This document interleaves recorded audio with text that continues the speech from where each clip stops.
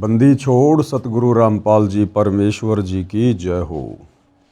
परमपिता परमात्मा सारी सृष्टि के रचनहार कुल मालिक असंख्य ब्रह्मांडों के स्वामी जगत गुरु तीनों लोकों में प्रवेश करके सबका धारण पोषण करने वाले राजाधीराज आत्माधार नाथों के नाथ देवों के देव महादेव सर्वेश्वर महेश्वर मृत्युंजय अजरो अमर आदि अनादि सनातनी प्रभु जगत पिता जगदीश्वर श्री श्री 1008 की उपाधि के वास्तविक अधिकारी अकाल मूरत सौद स्वरूपी राम वासुदेव सर्वगतम ब्रह्म परम पूज्य प्रथम पूज्य परम संत परम पुरुष परम धनी परम दयालु सत्य कबीर हक्का कबीर अल्लाहु अकबर बाखबर अल्लाह ताला जगत के तारणहार जगत के मुक्तिदाता जगत के जगन्नाथ हारे के सहारे हिंदुओं के राम मुसलमानों के अल्लाह सिखों के वाहिगुरु ईसाइयों के मसीह दया के सागर दयानिधि करुणा के सागर करुणानिधि स्वयंभू परिभू संकट मोचन कष्ट हरण मंगल करण दुख भंजन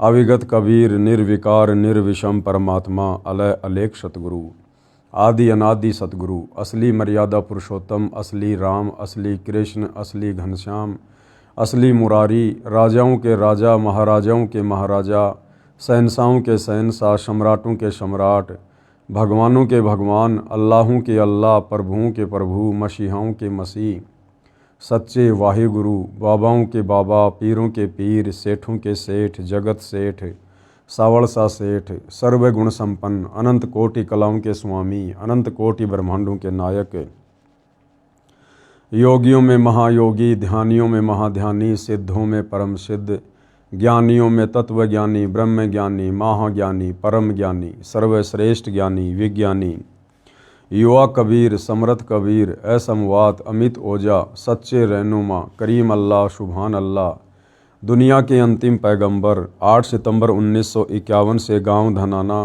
जिला सोनीपत हरियाणा भारतवर्ष की पावन भूमि पे प्रकट रियल कल की भगवान श्री नारायण साकार हरि श्री बाबा साहिब नूर अनंत परमात्मा सच्चे दरवेश सच्चे बाखबर संत श्रोमणी सतगुरु रामपाल जी परमेश्वर जी के चरण कमल में साध संगति से जुड़े हुए देश विदेश से आप और हम सभी सत्सेवक भाई बहनों का अनंत कोटि दंडवत प्रणाम।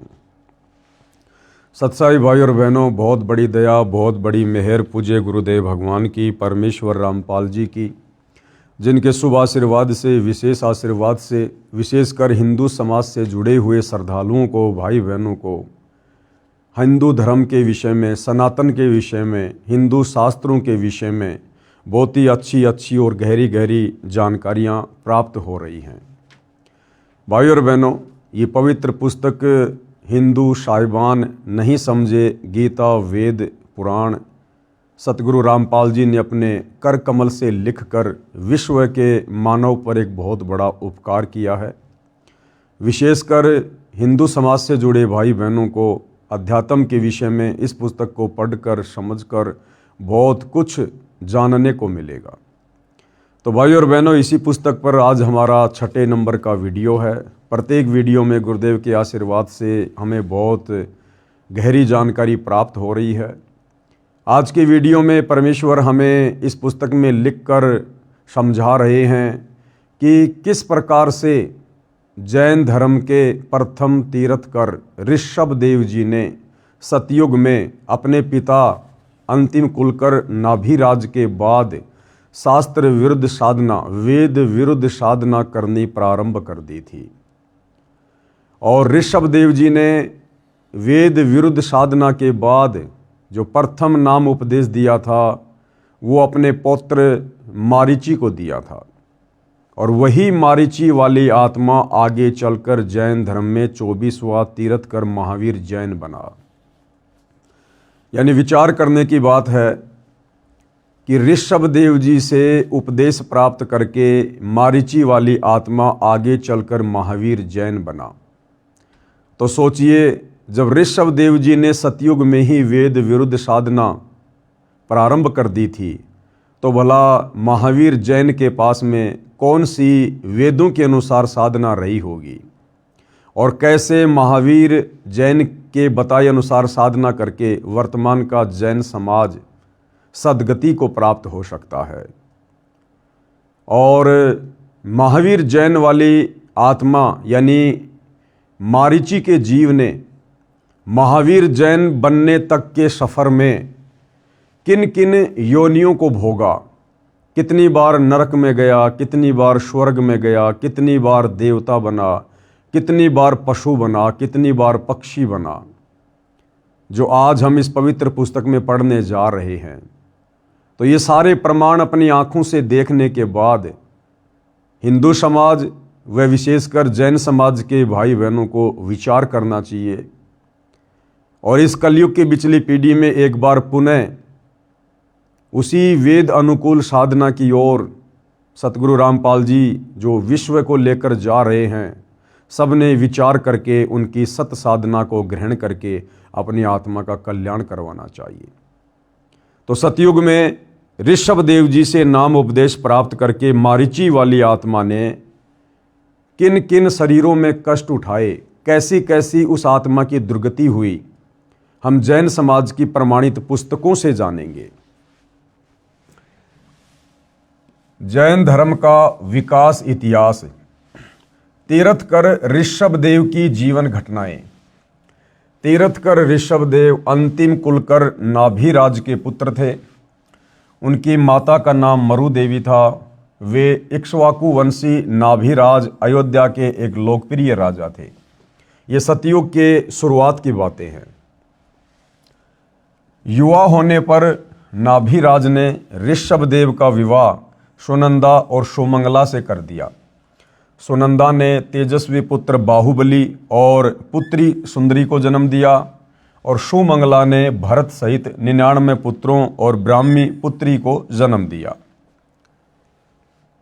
समय आने पर ऋषभदेव ने भरत को अयोध्या का, बाहुबली को तक्षशिला का और शेष युवराजों को उनकी योग्यता अनुसार राज्य सौंपकर संसार त्याग दिया और दीक्षा लेकर साधना में लीन हो गए। साधना काल में पाणिपात्री ऋषभदेव 1 वर्ष तक निराहार रहे। ऋषभदेव जी जब साधना करने के लिए जंगलों में चले गए तो 1 वर्ष तक निराहार रहे। पहली बात तो ये भाई और बहनों कि वेदों में कहीं भी निराहार रहकर यानी भूखे मरकर साधना करने का कोई प्रावधान नहीं है और ना ही जंगलों में जाकर यानी कर्म सन्यासी बनकर साधना करने का कोई प्रावधान है। लेकिन सतयुग में ही ऋषभदेव जी ने वेद विरुद्ध साधना अपना मनमाना आचरण करते हुए प्रारंभ कर दी थी।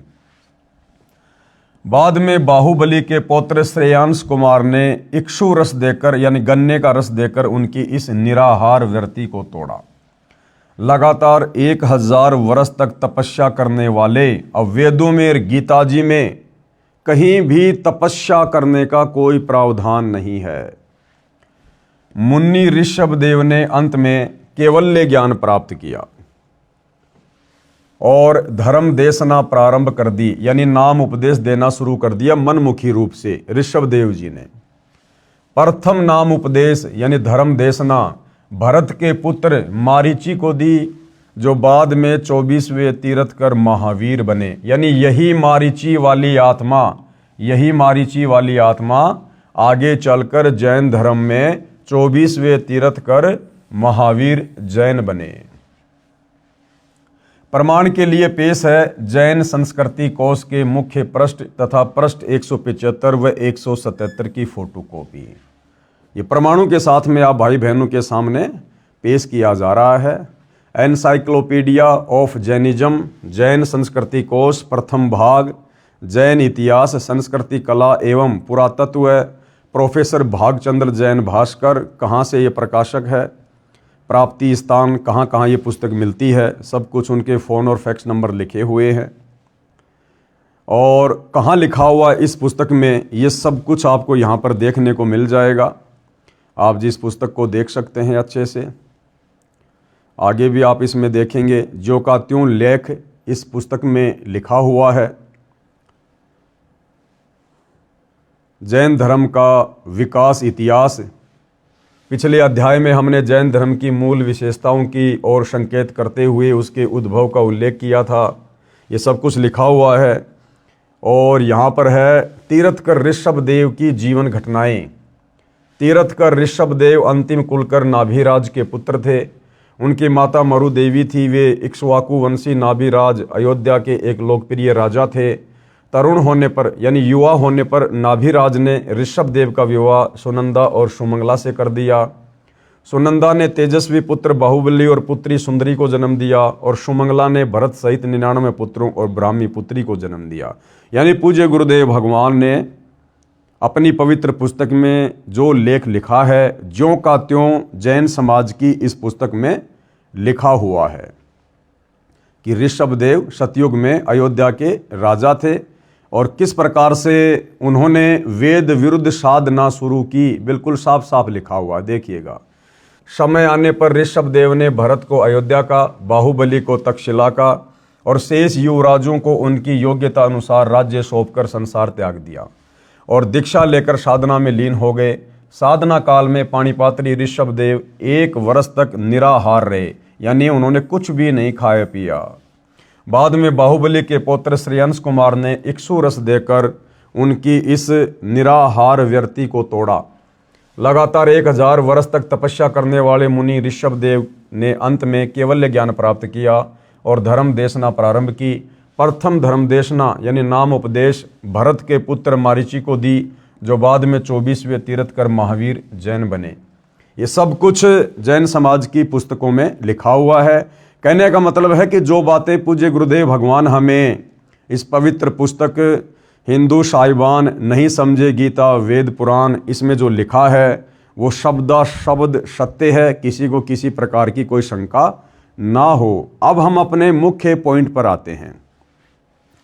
हिंदू साहिबान नहीं समझे गीता वेद पुराण। वेदों वाली साधना यानी जो श्रीमद् भगवत गीता के रूप में द्वापर के अंत में बताई है, यह सतयुग के लगभग 1 लाख वर्ष बीत जाने पर नष्ट हो गई थी। यानी नाभिराज तक वेदों के अनुसार साधना हुआ करती थी, लेकिन नाभिराज के बाद उनके जो बेटे थे, जो पुत्र थे ऋषभदेव, उन्होंने फिर वेद विरुद्ध साधना करनी शुरू कर दी थी, मनमाना आचरण करना शुरू कर दिया था। यानी सनातन का धीरे धीरे पतन ऋषभदेव के बाद शुरू हो चुका था, यानी लुप्त हो गई थी। ऋषिजन व अन्य साधक मनमाना आचरण करने लग गए थे, जो गीता अध्याय 16 श्लोक 23 में व्यर्थ कहा है। इसका प्रमाण है राजा ऋषभदेव व मरीचि। राजा नाभिराज के पुत्र राजा ऋषभदेव राज त्याग कर मनमाना आचरण करने लगे। 1 वर्ष तक निराहार रहे, भूखे रहे, यानी बिल्कुल खाना नहीं खाया। उनके पौत्र यानी ग्रांडसन बाहुबली के पुत्र श्रेयांश ने उनका व्रत खुलवाया गन्ने का रस पिलाकर। फिर 1000 वर्ष तक घोर तप किया, जो कि वेद विरुद्ध साधना है, गीता के विरुद्ध साधना है तप करना। उसके पश्चात धर्म देशना यानी दीक्षा देनी प्रारंभ कर दी, वो भी मनमुखी रूप से। धर्म देशना अपने पौत्र भरत के पुत्र मारीची को दी और यही मारीची आगे चलकर महावीर जैन बने। यही मारीची वाली आत्मा जैन धर्म के 24वें तीर्थकर महावीर वर्धमान हुए। ऋषभदेव जी 1 वर्ष निराहार रहे, फिर जंगल में जाकर 1000 वर्ष तक तप किया। जंगल में जाकर 1000 साल तक तप किया। मारीची ने वही साधना की जो उसके गुरु व दादाजी ऋषभदेव ने स्वयं की थी, यानी ऋषभदेव जी ने वेद विरुद्ध साधना की थी और वही साधना उसके पौत्र मारीची ने शुरू कर दी तथा वही मारीची को बताई थी।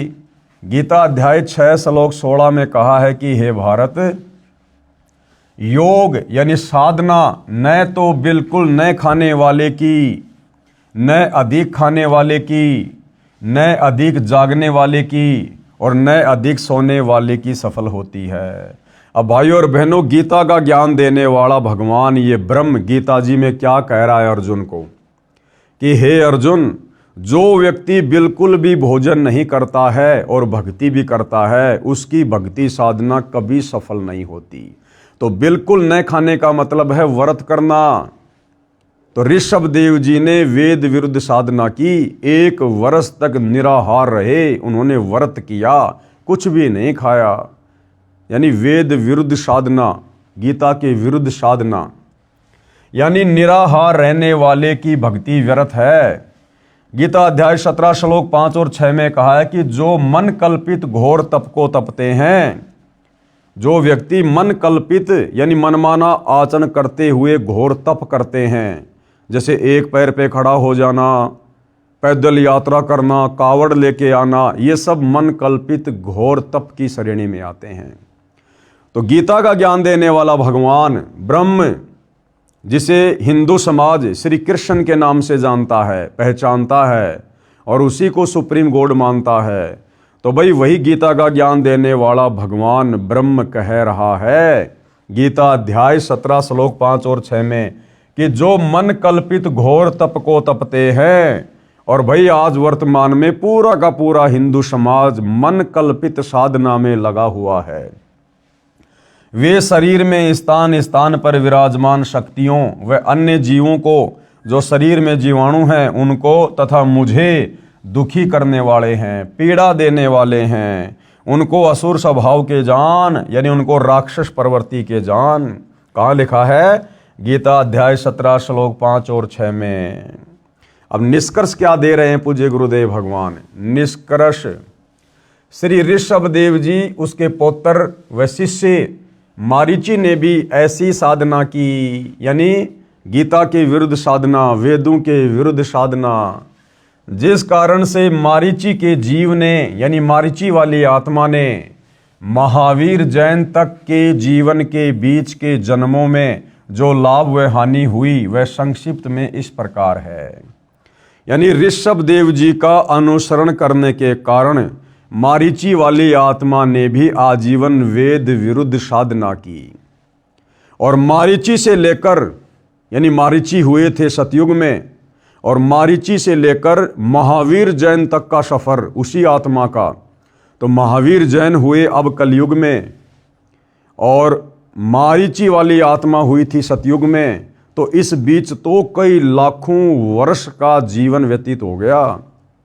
तो मारीची वाली आत्मा जो सतयुग में थी, उस समय से लेकर और महावीर जैन तक के जीव का सफर जो उसने तय किया उस आत्मा ने, इस दौरान उस वेद विरुद्ध साधना के करने के चलते उस मारीची वाली आत्मा ने कितने शरीर धारण किए, कैसी कैसी योनियां धारण की, कैसे कैसे कष्ट उठाए उस वेद विरुद्ध साधना के करने के चलते। तो सोचिए भाई और बहनों, वर्तमान में पूरा विश्व क्या साधना कर रहा है? वही मन कल्पित मनमाना आचरण, वेद विरुद्ध साधना। तो आप और हमने भी इसी प्रकार से कष्ट भोगा है जो मारीची वाली आत्मा ने भोगा। अब हम आगे पढ़ेंगे कि किन किन शरीरों को मारीची वाली आत्मा ने धारण किया और कष्ट उठाया वेद विरुद्ध साधना करने के चलते।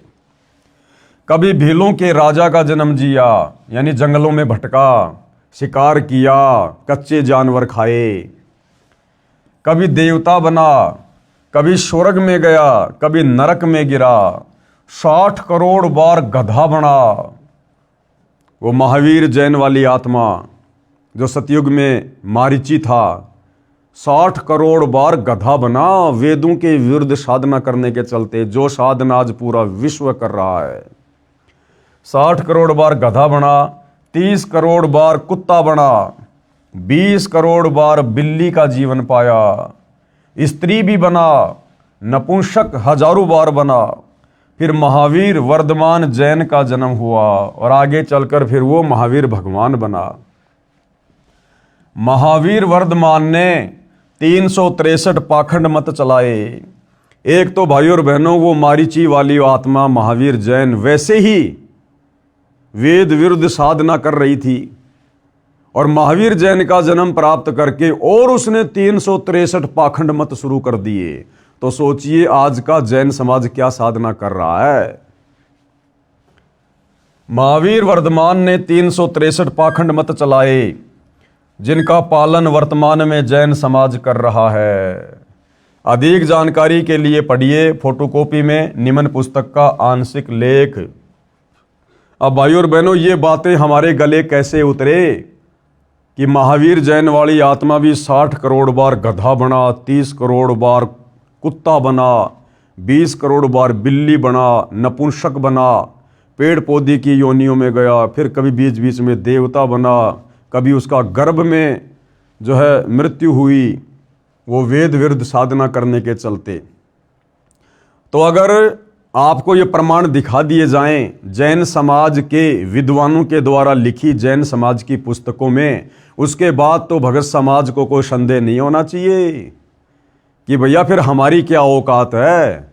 जो अपने आप को भगवान कहलाकर चले गए, उन्होंने भी गधे कुत्ते सूअर की योनियां भोगी हैं वेद विरुद्ध साधना करने के चलते। तो हम जैसे दो कौड़ी के जीवों की भला क्या औकात, यदि हमने आज वर्तमान में तत्वदर्शी संत सतगुरु रामपाल जी के बताए अनुसार वेद अनुकूल साधना प्रारंभ नहीं की। तो भाइयों और बहनों, ये पुस्तक है, पुस्तक आओ जैन धर्म को जाने, जिसके लेखक हैं प्रवीण कुमार जैन, M.A. शास्त्री, जम्बूद्वीप हस्तिनापुर। प्रकाशक हैं श्रीमती सुनीता जैन, जम्बूद्वीप हस्तिनापुर, मेरठ उत्तर प्रदेश। मुद्रक हैं Dhinendra Jain, new Rishabh offset printer, Meerut. कृपया पढ़ें इस पुस्तक के पेज नंबर 293 से 296 की फोटोकॉपी। ये प्रमाण आप भाई बहनों की आंखों के सामने है। ये पुस्तक है आओ जैन धर्म को जाने, इसका पेज नंबर है 293। विशेष प्रकरण, यहाँ पर सब कुछ लिखा हुआ है। ये सवाल है कि श्री महावीर भगवान के अन्य कौन कौन से नाम हैं। उत्तर है अन्य 5 नाम है वीर, अतिवीर, सन्मति, महावीर एवं वर्धमान। इस प्रकार के बहुत सारे सवाल जवाब हैं। हम अपने मुख्य पॉइंट पर चलते हैं, पेज नंबर 294 पर। ये आ गया भाइयों और बहनों पेज नंबर 294। पुस्तक है आओ जैन धर्म को जाने। इसमें यह प्रश्न है कि श्री महावीर भगवान के जीवन का कथन कहाँ से प्रारंभ हुआ। यानी महावीर भगवान जो जैनियों के 24वें तीर्थ कर रहे हैं, उनकी आत्मा की शुरुआत कहाँ से हुई। उत्तर पुरूरवा नामक भील की पर्याय से। प्रश्न, पुरूरवा भील कौन था और उसने क्या किया। उत्तर, पुष्कलावती देश की पुंडरी किरणी नगरी में वह भीलों का राजा था। उसने सागर सैन मुनिराज से मध्य मास मधु का त्याग व्रत लिया था, जिसे जीवन पर्यंत पालन किया। ठीक है, आगे फिर मारीची वाली आत्मा कहाँ गई। प्रश्न, श्री महावीर भगवान का जीव पुरूरवा भील की पर्याय से कहाँ गया। उत्तर, पहले 100 धर्म स्वर्ग में 1 सागर की आयु वाला देव हुआ। प्रश्न, पहले स्वर्ग के बाद श्री महावीर भगवान का जीव किस पर्याय में गया। उत्तर, भरत चक्रवर्ती की रानी अनंतमती से मारीची नामक ज्येष्ठ पुत्र हुआ। यानी सतयुग में फिर इसका जन्म हुआ भाई और बहनों, राजा ऋषभ राज के पोते के रूप में। फिर क्या हुआ। प्रश्न, मारीची की पर्याय से यानी मारीची के शरीर से महावीर भगवान का जीव किस पर्याय में गया। उत्तर, ब्रह्म स्वर्ग में देव हुआ। अब सतयुग से महावीर जैन के जीव की यात्रा शुरू होती है। यानी मारीची ने, जो कि आगे चलकर महावीर जैन बना, तो मारीची ने सतयुग में अपने दादा ऋषभ देव से नाम उपदेश लिया और भक्ति शुरू की। और ऋषभ देव से नाम लेकर उसने भक्ति शुरू की, तो मरने के बाद उसका जीव कहाँ गया। ब्रह्म स्वर्ग में देव हुआ। प्रश्न, ब्रह्म स्वर्ग के बाद श्री महावीर भगवान का जीव किस पर्याय में, यह पर्याय का मतलब होता है शरीर, कौन से शरीर में गया। उत्तर, अयोध्या नगरी में कपिल ब्राह्मण की काली स्त्री से जटिल नाम का पुत्र हुआ। फिर प्रश्न है, जटिल की पर्याय से यानी शरीर से श्री महावीर भगवान का जीव किस पर्याय यानी शरीर में गया। उत्तर मिला, 100 धर्म स्वर्ग में 1 सागर की आयु वाला देव हुआ।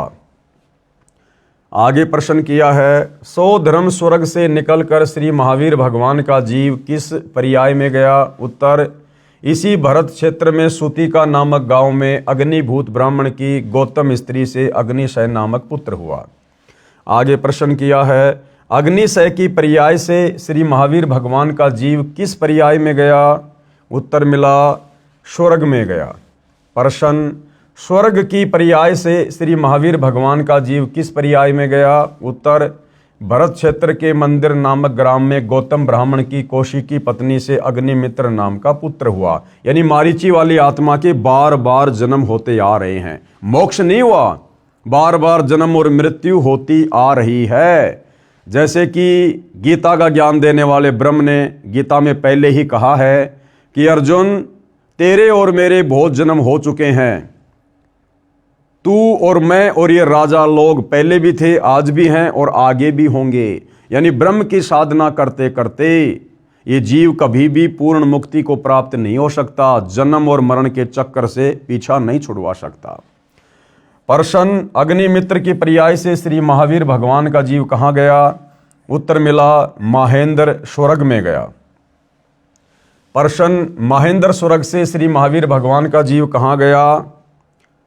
उत्तर, मंदिर नगर में सालकाय ब्राह्मण की पत्नी से भारद्वाज नाम का पुत्र हुआ। प्रश्न, भारद्वाज की पर्याय से महावीर भगवान का जीव कहाँ गया? उत्तर मिला, महेंद्र स्वर्ग में गया। प्रश्न, महेंद्र स्वर्ग से महावीर भगवान का जीव कहाँ गया? उत्तर है, इतर निगोद में एक सागर की आयु वाला निगोदिया जीव हुआ।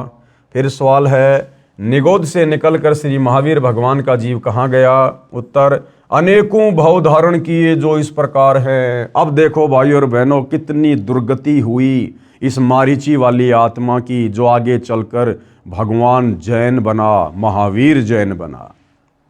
निगोद से निकलकर श्री महावीर भगवान का जीव कहाँ गया? अब देखिए भाई और बहनों, वेद विरुद्ध साधना करने का नतीजा, राजा ऋषभदेव से उपदेश लेकर वेद विरुद्ध साधना करने का परिणाम, नतीजा। जो वेद विरुद्ध साधना वर्तमान में पूरा विश्व कर रहा है, सतगुरु रामपाल जी के भक्तों को छोड़कर। अनेकों भाव धारण किए, यानी अनेकों शरीर धारण किए उस मारीची वाली आत्मा ने, भगवान महावीर के जीव ने। 1000 आक वर्ष के भाव, 1000 बातों आक के वृक्ष के जीवन धारण किए। 80,000 सीप के भाव, सीप जो समुद्र में होती है, 80,000 बार सीप के शरीर धारण किए। 20,000 नीम वृक्ष के भाव, 20,000 बार नीम का वृक्ष बना, पेड़ बना। 90,000 बार केली वृक्ष के भाव, 90,000 बार केले के वृक्ष के शरीर धारण किए, यानी पेड़ बना। 3,000 बार चंदन वृक्ष के भाव, और आगे देखो 5 करोड़ बार कनेर वृक्ष के भाव। 60,000 बार वैश्या के भाव, 60,000 बार वैश्या के भाव। यानी सतयुग में राजा ऋषभदेव से उपदेश लेने के बाद और वेद विरुद्ध साधना करने के कारण उस मारीची वाली आत्मा के, महावीर जैन के जीव के 60,000 जन्म वैश्या के हुए। और वैश्या बनकर भाई और बहनों कुकर्म करके, व्यभिचार करके अपने कितने कर्म फोड़े उस जीव ने। यह है वेद विरुद्ध साधना का परिणाम। 60,000 बार वैश्या के भाव, 5 करोड़ बार शिकारी के भाव, 5 करोड़ बार शिकारी बना। अब शिकारी तो भाई और बहनों एक जीवन में ही लाखों जीवों की हत्या करके अनगिनत पाप अपने सिर पर रख लेता है। और वो मारीची वाली आत्मा वेद विरुद्ध साधना करने के कारण, गीता विरुद्ध साधना करने के कारण, शास्त्रों के विरुद्ध साधना करने के कारण, तत्वदर्शी संत के अभाव में 5 करोड़ बार शिकारी के जीवन भोगे। 20 करोड़ बार हाथी के भाव, वो मारीची वाली आत्मा 20 करोड़ बार हाथी बना, 20 करोड़ बार। 60 करोड़ बार गधे के भाव। अब जैनियों का भगवान महावीर, वही आत्मा मारीची वाली 60 करोड़ बार गधे के जीवन भोगे, गधे के 60 करोड़ बार गधे के भाव। अब गधे का तो भाई और बहनों एक जीवन ही बड़ा विचलित कर देने वाला है। गधे की क्या दुर्गति होती है, सारा दिन उसका मालिक कमर तोड़ मेहनत करवाता है और उसको घर पर खाने को भी कुछ नहीं देता है, कान पकड़ के घर से बाहर कर देता है। बाहर वो गधा उन कुर्रियों पर वो गंदगी खाता हुआ फिरता है। गधे की कमर में जख्म हो जाता है इतना सामान ढोने के कारण, और फिर कौवा उसकी पीठ पर बैठकर उसके मांस को नोचता है। वो जीव कितना दुखी होता है। और 60 करोड़ बार गधा बना महावीर जैन का जीव, वो मारीची वाली आत्मा। क्यों? वेद विरुद्ध साधना करने के कारण, मनमानी पूजा पाठ साधना करने के कारण। भाई और बहनों, वर्तमान का हिंदू समाज क्या कर रहा है? टोटली वेद विरुद्ध साधना, पूरा विश्व है। इसीलिए तो 84 लाख योनियों में गधे, कुत्ते, सूअर, इन पशु पक्षियों की, कीट पतंगों की इतनी ज्यादा संख्या हो गई है। वेद विरुद्ध साधना करने के कारण और उल्टे सीधे कर्म कुकर्म व्यसन करने के कारण सूअर के जन्म, कुत्ते के जन्म, एक कुतिया एक बार में 8-8, 10-10 बच्चों को जन्म देती है। एक सूअरी एक बार में 12-12 बच्चों को जन्म देती है। क्यों? क्योंकि पूरी दुनिया लाखों वर्षों से वेद विरुद्ध साधना करती हुई आ रही है, जिस कारण से परिणाम स्वरूप उस कर्म का फल तो भोगना पड़ेगा, इन पशु योनियों में तो जाना पड़ेगा। तो भाई और बहनों, ये परिणाम है वेद विरुद्ध साधना का। आज हम भले ही सतगुरु रामपाल जी की शरण में आ गए और यदि मर्यादा में रहकर भक्ति करते रहे तो निकट भविष्य में अपनी आत्मा का कल्याण करवा लेंगे। हम इस प्रकार से पुनः दुर्गति को प्राप्त नहीं होंगे। लेकिन भाई और बहनों, सतगुरुदेव भगवान के मिलने और उनकी सत्साधना के मिलने से पहले आप और हम सभी भाई बहनों के असंख्यों बार, करोड़ों बार इसी प्रकार से गधे, कुत्ते, सूअर, कीट पतंग, हाथी, शेर, सूअर, ये सारे जन्म हम लोग भोग चुके हैं। इन कष्टों को हमने झेला है, सहन किया है। इसलिए भाई और बहनों, अब हमने दृढ़ता के साथ उस वेद विरुद्ध साधना को त्याग कर सतगुरु रामपाल जी के द्वारा जो शास्त्र विरुद्ध साधना बताई जा रही है, हमने विशेष मर्यादाओं में रहकर इस साधना पर अंतिम समय और श्वास तक दृढ़ रहना है। तो मारीची वाली आत्मा ने क्या क्या शरीर भोगे? 20 करोड़ बार हाथी के भाव, 60 करोड़ बार गधे के भाव, 30 करोड़ बार कुत्ते के भाव। अब भाइयों और बहनों, यदि हम कुत्ते के एक जीवन पर गहनता से नजर डालें तो बड़ा विचलित कर देने वाला दृश्य है। कुत्ता पूरी रात भौंकेगा क्योंकि उसकी गंदी आदत है, उसका स्वभाव ही ऐसा है। सुबह उसको तेज की भूख लगेगी, भोजन के लिए घर घर जाएगा, कहीं उसको टूक मिलेंगे तो कहीं उसको जूत मिलेंगे। मान लो किसी भगवान आत्मा ने एक टुकड़ा डाल दिया, अब एक टुकड़े से उस भूखे कुत्ते की भूख शांत नहीं होती और ज़्यादा बढ़ जाती है। और एक टुकड़ा भी जमीन में डाल दिया जाता है, साथ में 10 ग्राम मिट्टी खाएगा। फिर भाई और बहनों दूसरे घर में जाएगा, वहाँ उसका सौभाग्य या दुर्भाग्य उसको रोटी का टुकड़ा मिले या उसको डंडा मिले। किसी ने डंडा मार दिया, सीधा खेतों में जाएगा, वहाँ पर वो लैट्रिन खाएगा, गोबर खाएगा। कुत्ते आपस में लड़ते हैं, झगड़ते हैं, एक दूसरे का शरीर फाड़ देते हैं, उसमें कीड़े पड़ जाते हैं, जख्म हो जाता है, कुत्ते को खुजली लग जाती है, एक्सीडेंट में पैर टूट जाता है, कमर टूट जाती है। और कितनी दुर्गति से भाई और बहनों वो कुत्ता अपना जीवन पूरा कर पाता है। ना समय पे खाना, ना पीना, ना ढंग से सोना, कैसी दुर्गति है उसकी।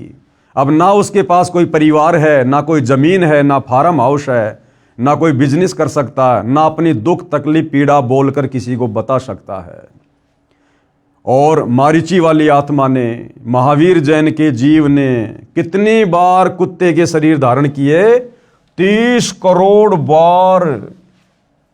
60 करोड़ बार नपुंसक के भव, 60 करोड़ बार हिजड़ा बना, 60 करोड़ बार, और 20 करोड़ बार स्त्री के भव, 90 लाख बार धोबी के भव, 8 करोड़ बार घोड़े के भव, 8 करोड़ बार घोड़ा बना, 20 करोड़ बार बिल्ली के भव, 60 लाख बार गर्भपात में मरण, और 60 लाख बार वो मारीची वाली आत्मा वेद विरुद्ध साधना करने के कारण, मनमानी भक्ति साधना करने के कारण, और 60 लाख बार गर्भपात से मरण यानी मां के पेट में ही उसकी मृत्यु हो गई, और 80 लाख बार देव पर्याय को प्राप्त हुआ। अब क्या करेंगे उस देवता के शरीर को जो 60 करोड़ बार 30 करोड़ बार गधे कुत्ते के शरीर भोगने पड़ रहे हैं। तो भाई और बहनों, ये दुर्गति हुई उस आत्मा की जिसने वेद विरुद्ध साधना की, और आज वही वेद विरुद्ध साधना पूरा विश्व कर रहा है। तो आगे क्या दुर्गति होगी, ये प्रमाण आप जियों की आंखों के सामने है। उपरोक्त बहुओं को प्राप्त करने के बाद, यानी उपरोक्त सारे शरीर भोगने के बाद गधे कुत्ते के, श्री महावीर भगवान ने किस पर्याय को प्राप्त किया? उत्तर राजगृह नगर में सथावर नाम का ब्राह्मण हुआ। प्रश्न, सथावर की पर्याय से श्री महावीर भगवान का जीव कहाँ गया? उत्तर महेंद्र स्वर्ग में 7 सागर की आयु वाला देव हुआ। प्रश्न, महेंद्र स्वर्ग से महावीर भगवान का जीव कहाँ गया? उत्तर राजगृह में विश्वभूति राजा की जैनी रानी से विश्वनंदी नाम का पुत्र हो गया। प्रश्न, विश्वनंदी पर्याय से निकलकर श्री महावीर भगवान का जीव कहाँ गया? महाशुक्र स्वर्ग में देव हुआ। प्रश्न, महाशुक्र स्वर्ग से निकलकर महावीर भगवान का जीव कहाँ गया? उत्तर त्रिपष्ट नामक नारायण हुआ। प्रश्न, त्रिपष्ट नारायण से श्री महावीर भगवान का जीव कहाँ गया? उत्तर 7वें नरक में, 7वें नरक में गया। फिर वो यानी सबसे भयंकर सजा जहाँ मिलती है, थर्ड क्वालिटी का नरक, 7वें नरक में गया। प्रश्न, 7वें नरक से श्री महावीर भगवान का जीव कहाँ गया? ये पेज नंबर 294 है। आओ जैन धर्म को जाने, ये पुस्तक। सिंहगिरी पर्वत पर सिंह हुआ, पुनः प्रथम नरक में गया। प्रश्न, प्रथम नरक से निकलकर श्री भगवान महावीर का जीव कहाँ गया? हिमवान पर्वत शिखर पर सिंह हुआ, यहाँ पर उसे अजितंजय एवं अमित गुण नामक मुनिराज ने संबोधित किया। प्रश्न, सिंह का जीव किस पर्याय में गया? सौधर्म स्वर्ग में सिंह केतु नाम का देव हुआ। सिंह केतु का जीव किस पर्याय में गया? कनक प्रभु नगर में राजा नकपुंख विद्याधर और रानी कनकमाला से कंकोज्वल नाम का पुत्र हुआ। फिर कनकोज्वल आगे किस पर्याय में गया? 7वें स्वर्ग में देव हुआ। 7वें स्वर्ग से श्री भगवान महावीर का जीव कहाँ गया? अयोध्या नगरी में राजा वज्रसेन की शीलवती रानी से हरिसेन नाम का पुत्र हुआ। ये उसके बहुत सारे जन्म लिखे हुए हैं भाई और बहनों। और अंत में फिर वो जीव कहाँ गया? अंत में देखिएगा, पुष्कोत्तर विमान में देव हुआ। तदंतर 24वें तीर्थ कर श्री महावीर भगवान हुए। अपनी इतनी दुर्गति करवाकर, इतने कष्ट उठाकर, गधे के, कुत्ते के, घोड़े के, नपुंसक के, धोबी के, वृक्षों के ये शरीर भोगने के बाद, और अंत में वो मारीची वाली आत्मा फिर क्या बना? अंत में 24वें तीर्थ कर श्री महावीर भगवान हुए। अभी भी भगवान, कितनी बार गधा बना, कुत्ता बना, उसके बाद भी भगवान। प्रश्न, श्री महावीर भगवान के जीव ने कितने पाखंड मत चलाए? अब देखो भाई और बहनों, ये पुस्तक सतगुरु रामपाल जी ने नहीं लिखी है, जैन समाज के विद्वानों ने लिखी है, और पूरे जैन समाज को स्वीकार्य है। और क्या लिखा जा रहा है कि श्री महावीर भगवान के जीव ने कितने पाखंड मत चलाए? 363 पाखंड मत चलाए। पहली बात तो वो मारीची वाली आत्मा वेद विरुद्ध साधना करने के चलते खुद कितना दुखी हुआ, कितना परेशान हुआ। और आगे चलकर जब वो मारीची वाली आत्मा महावीर जैन बना, उसने और 363 पाखंड मत चला दिए। यानी आज का जैन समाज वो साधना भी नहीं कर रहा जो साधना ऋषभ देव ने मारीची को दी थी, क्योंकि आगे चलकर उसी मारीची वाली आत्मा ने महावीर जैन बनकर भक्ति के स्वरूप को और अधिक बिगाड़ दिया और मनमाना आचरण करते हुए मनमुखी रूप से 363 पाखंड मत चला दिए। तो भाइयों और बहनों, यदि सतगुरु रामपाल जी की शरण में आकर जैन समाज के भाई बहनों ने, हिंदू समाज ने, विश्व के मानव समाज ने यदि ये सत्य साधना दोबारा शुरू नहीं की, तो इससे भी भयंकर दुर्गति आत्माओं की होगी निकट भविष्य में। श्री महावीर भगवान के जीव ने कितने पाखंड मत चलाए? 363 पाखंड मत चलाए। खुद जैन समाज के विद्वान अपनी कलम से लिख रहे हैं। ऊपर लगी फोटोकॉपी पुस्तक आओ जैन धर्म को जाने की है। 3रा अध्याय, हिंदू साहिबान नहीं समझे गीता वेद पुराण, इसका 3रा अध्याय।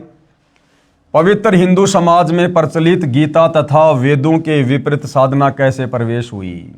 अब देखो भाइयों और बहनों, बार बार गुरुदेव भगवान जोर देकर हमें यही समझाना चाह रहे हैं कि भाई ये वेद विरुद्ध साधना, सनातन विरुद्ध साधना, ये कब शुरू हुई, कैसे शुरू हुई? क्योंकि भाइयों और बहनों, जब तक ये सच्चाई हमारे हृदय में प्रवेश नहीं करेगी, हमारा मन इन बुराइयों को छोड़ने से पीछे नहीं हटेगा, ये वेद विरुद्ध साधना से हटने को पीछे नहीं होगा।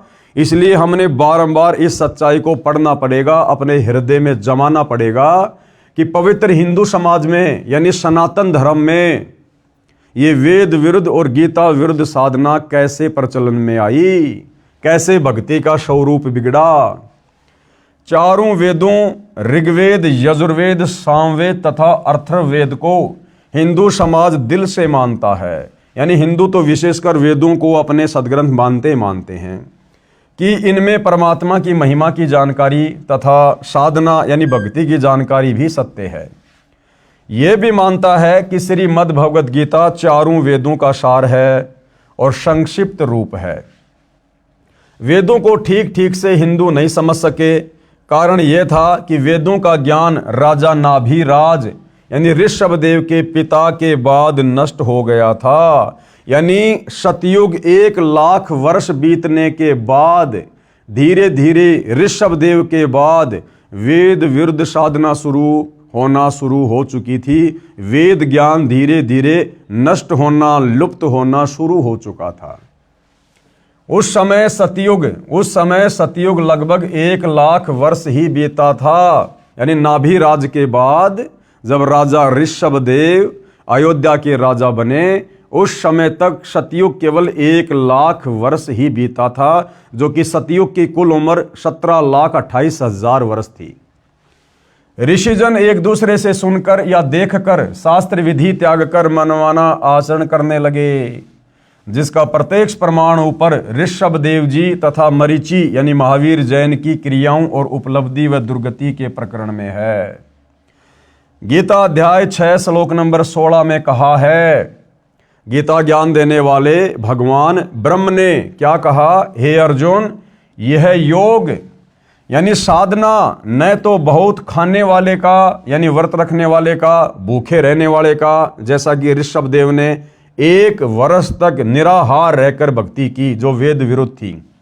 तो गीता का ज्ञान देने वाला भगवान अर्जुन को कह रहा कि हे अर्जुन, यह योग यानी भक्ति साधना न तो बहुत खाने वाले का और न बिल्कुल न खाने वाले का, यानी निराहार रहना, व्रत करना, यानी निराहार भूखा रहने वाले का, न अधिक सोने वाले का तथा न अधिक जागने वाले का सिद्ध होता है। इससे सिद्ध हो जाता है कि ऋषभ देव जी ने व मरीची ने शास्त्र विधि त्याग कर मनमाना आचरण किया, जिस कारण से उनकी साधना यानी भक्ति व्यर्थ थी, यूजलेस थी, बेकार थी वो साधना, जिन्हें हम बहुत बड़े ऋषि संत महात्मा मानकर बड़े सम्मान वाली दृष्टि से देख रहे थे। जैन समाज के लोग कहते हैं हमारे प्रथम तीर्थकर ऋषभ देव जी, उनके समान ज्ञान किसी को नहीं, उनके समान कोई भक्ति नहीं कर सकता। अरे उनसे भी गिरी हुई भक्ति आज पूरा संसार कर रहा है, पूरी दुनिया कर रही है मेरे भाई। क्योंकि ऋषभ देव जी ने अपने जीवन काल में वेद विरुद्ध साधना शुरू कर दी थी और मारीची ने भी उसी साधना को ग्रहण किया, और वही मारीची वाली आत्मा आगे चलकर जैन धर्म में 24वां तीर्थकर महावीर जैन बना। तो भाई ये साधना तो आज पूरा विश्व कर रहा है, जो साधना सतयुग में ऋषभ देव ने शुरू की थी।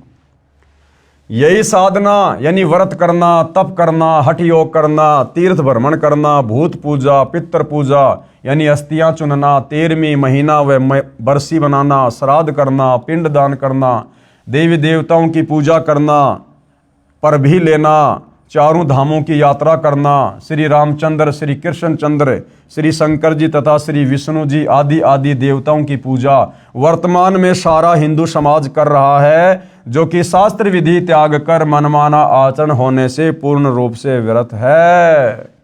अब ये जितनी भी प्रकार की साधना है भाइयों और बहनों, ये सारी वेद विरुद्ध है, सारी साधना वेद विरुद्ध है। इन साधनाओं के करते रहने से जो दुर्गति मारीची वाली आत्मा की हुई, वही दुर्गति निकट भविष्य में इस प्रकार की साधना करने वाले विश्व के मानव समाज की निश्चित है। उसके बाद गीता अध्याय 4 श्लोक 1 व 2 को फिर पढ़ते हैं। अब ये ज्ञान धीरे धीरे कैसे सतयुग से लुप्त हो गया, कैसे वेद विरुद्ध साधना शुरू हो गई, ये गीता का ज्ञान देने वाला ब्रह्म गीता जी अध्याय 4 श्लोक नंबर 1 और 2 में समझा रहा है अर्जुन को। गीता ज्ञान देने वाले ने कहा है, मैंने यह योग यानी ये भक्ति साधना वेदों वाली यानी गीता वाला ज्ञान जो वेद ज्ञान है, कश्यप के पुत्र सूर्य को दिया था। सूर्य ने अपने पुत्र मनु को दिया, मनु ने अपने पुत्र इक्ष्वाकु को दिया सतयुग में, और इक्ष्वाकु ने अपने वंशजों यानी राजाओं को दिया। फिर इक्ष्वाकु वंशी अंतिम कुलकर राजा नाभिराज तक वेद ज्ञान के आधार से भक्ति रही। राजा नाभिराज का पुत्र ऋषभ देव हुआ। ऋषभ देव ने वेद विधि त्याग कर मनमाना आचरण करना शुरू किया, यानी सतयुग में राजा ऋषभ देव से ही वेद विरुद्ध साधना समाप्त होना शुरू हो चुकी थी। यानी सतयुग में राजा ऋषभ देव के बाद से वेद अनुकूल साधना खत्म और वेद विरुद्ध साधना शुरू हो चुकी थी। उसी समय से सब ऋषियों ने एक दूसरे को देख व सुनकर हठ योग व घोर तप किए जो शास्त्र विरुद्ध थे। उसी अनुभव से 18 पुराणों की रचना की गई। यानी इन पुराणों में वो वेदों वाला ज्ञान नहीं है, क्योंकि जिन ऋषियों ने सुनी सुनाई बातों के आधार से इन पुराणों की रचना की है, वो ऋषि स्वयं वेद विरुद्ध साधना किया करते थे। तो भला उनके अनुभव और उनकी साधना उनके द्वारा लिखे पुराणों में हमें कहाँ से मिलेगी, जब वो ऋषि खुद ही वेदों के विरुद्ध साधना किया करते थे। गीता अध्याय 4 श्लोक 1 और 2 में यह भी स्पष्ट किया है, हे परंतप अर्जुन, ये योग यानी भक्ति, ये गीता वाला ज्ञान, ये वेदों वाला ज्ञान, गीता वाला ज्ञान बहुत काल से नष्ट हो चुका है। यानी सतयुग के 1 लाख वर्ष बाद से ये गीता और वेदों वाला ज्ञान नष्ट हो चुका है, लुप्त प्राय हो गया। अब निष्कर्ष क्या निकलता है इसका, इसके निष्कर्ष की ओर हम बढ़ेंगे।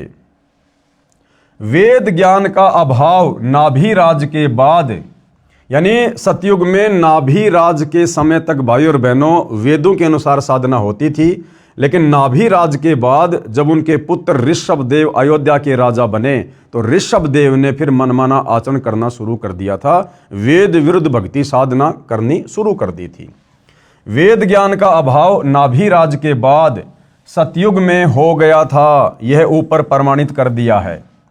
ऋषियों ने शास्त्र विधि त्याग कर यानी वेदों वाली साधना को त्याग कर अपनी इच्छा से मनमाना आचरण किया, यह अनुभव पुराणों में लिखा है और उन्हीं ऋषियों का अनुभव इन पुराणों में लिखा हुआ है।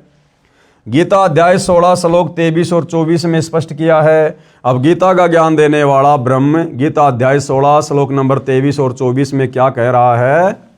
गीता अध्याय 16 श्लोक 23, जो व्यक्ति यानी जो भगत शास्त्र विधि को त्याग कर यानी वेदों और गीता वाली साधना को त्याग कर जो अपनी इच्छा से मनमाना आचरण करता है, हरे रामा हरे कृष्णा राम राम राधे राधे श्याम मिला दे, तीर्थों पर जाना व्रतों पे जाना, व्रत करना, पैदल यात्रा करना, कावड़ लेके आना, देवी देवताओं की पूजा करना, पितृ पूजा करना, भैरव भूत की पूजा करना, श्राद्ध निकलना, चौराहों की पूजा करना, पेड़ पौधों की पूजा करना, दुनिया भर के मनमाने पाखंड जंतर मंत्र, ये सब वेद विरुद्ध साधना है। तो गीता ज्ञान देने वाला ये भगवान ब्रह्म गीता अध्याय 16 श्लोक 23 में अर्जुन से क्या कह रहा है कि जो व्यक्ति, जो साधक, जो भगत शास्त्र विधि को त्याग कर यानी वेद और गीता में लिखी सत्य साधना को त्याग कर जो अपनी इच्छा से मनमाना आचरण करता है, उसको न तो सुख प्राप्त होता है न सिद्धि प्राप्त होती है, जो कार्य सिद्ध करती है मोक्ष में सहयोगी होती है तथा न उसकी गति यानी मोक्ष होती है। अब बताओ, मारीची की गति नहीं हुई, वेद विरुद्ध साधना करने वाले मारीची की गति नहीं हुई। कितनी बार गधा बना, कितनी बार कुत्ता बना, कितनी बार बिल्ली बना, कैसे कैसे भाव में जाकर उसने कष्ट भोगे। ये गीता अध्याय 16 श्लोक 23 का निष्कर्ष है। अब गीता अध्याय 16 श्लोक 24 क्या कह रहा है कि फिर हमें क्या करना चाहिए? इससे तेरे लिए अर्जुन कर्तव्य यानी जो भक्ति कर्म करने योग्य हैं और अकर्तव्य जो भक्ति कर्म न करने योग्य हैं, उसके लिए शास्त्र ही प्रमाण है कि भैया ये वेद और गीता ही प्रमाण है कि कौन सी भक्ति करनी चाहिए और कौन सी भक्ति नहीं करनी चाहिए। और गीता जी ने अपना निष्कर्ष बता दिया।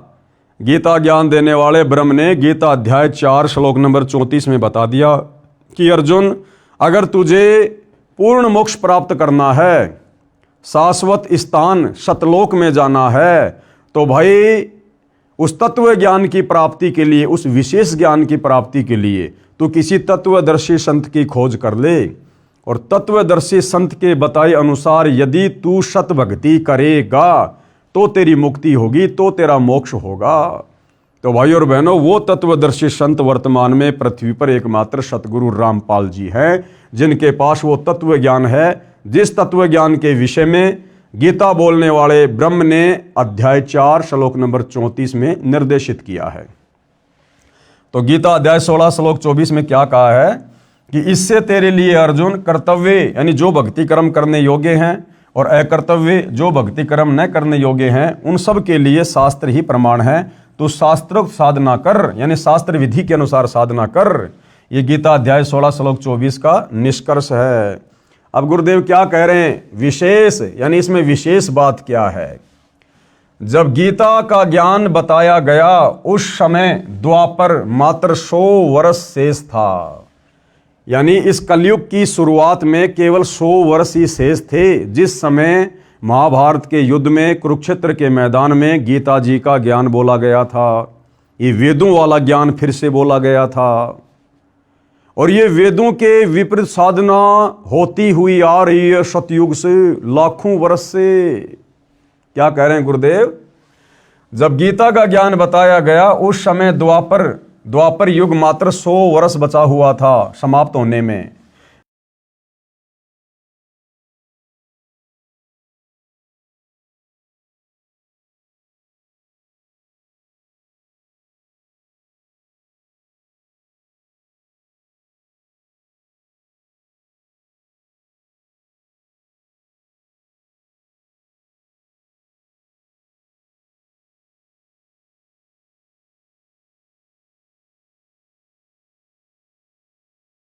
गणित की रीति से समझते हैं 4 युग हैं।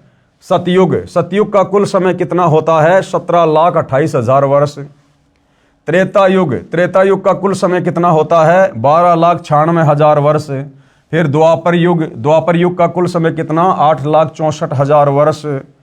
और इन सब का योग कितना हुआ? 38,880,000 वर्ष।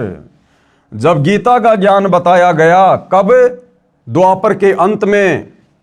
तब द्वापर मात्र 100 वर्ष शेष था, यानी द्वापर युग खत्म होने में केवल 100 वर्ष शेष था, बाकी द्वापर भी पूरा बीत चुका था। इसलिए सतयुग के प्रारंभ से यानी 38,08,800 प्लस ये इसमें -100 कर देंगे तो 38,87,900 वर्ष के बाद गीता का ज्ञान बताया गया।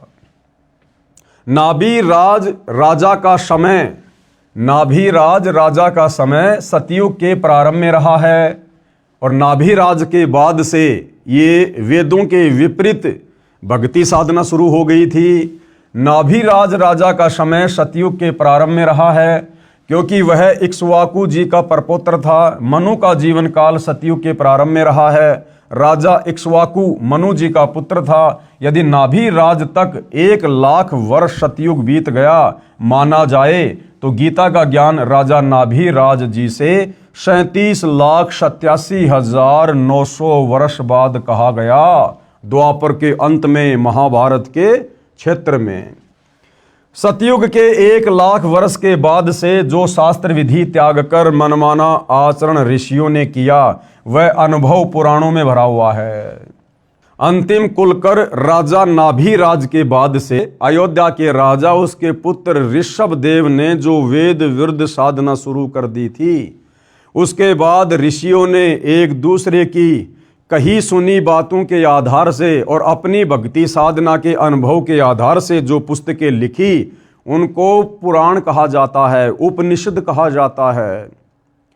और भाइयों और बहनों, जो ज्ञान सतयुग की शुरुआत में समाप्त हो गया था ऋषभ देव के बाद, वेदों वाला ज्ञान, उसके बाद वही वेदों वाला ज्ञान दोबारा से 38 लाख और कुछ वर्षों के बाद द्वापर युग के अंत में गीता के रूप में फिर से सुनाया गया, फिर से बोला गया।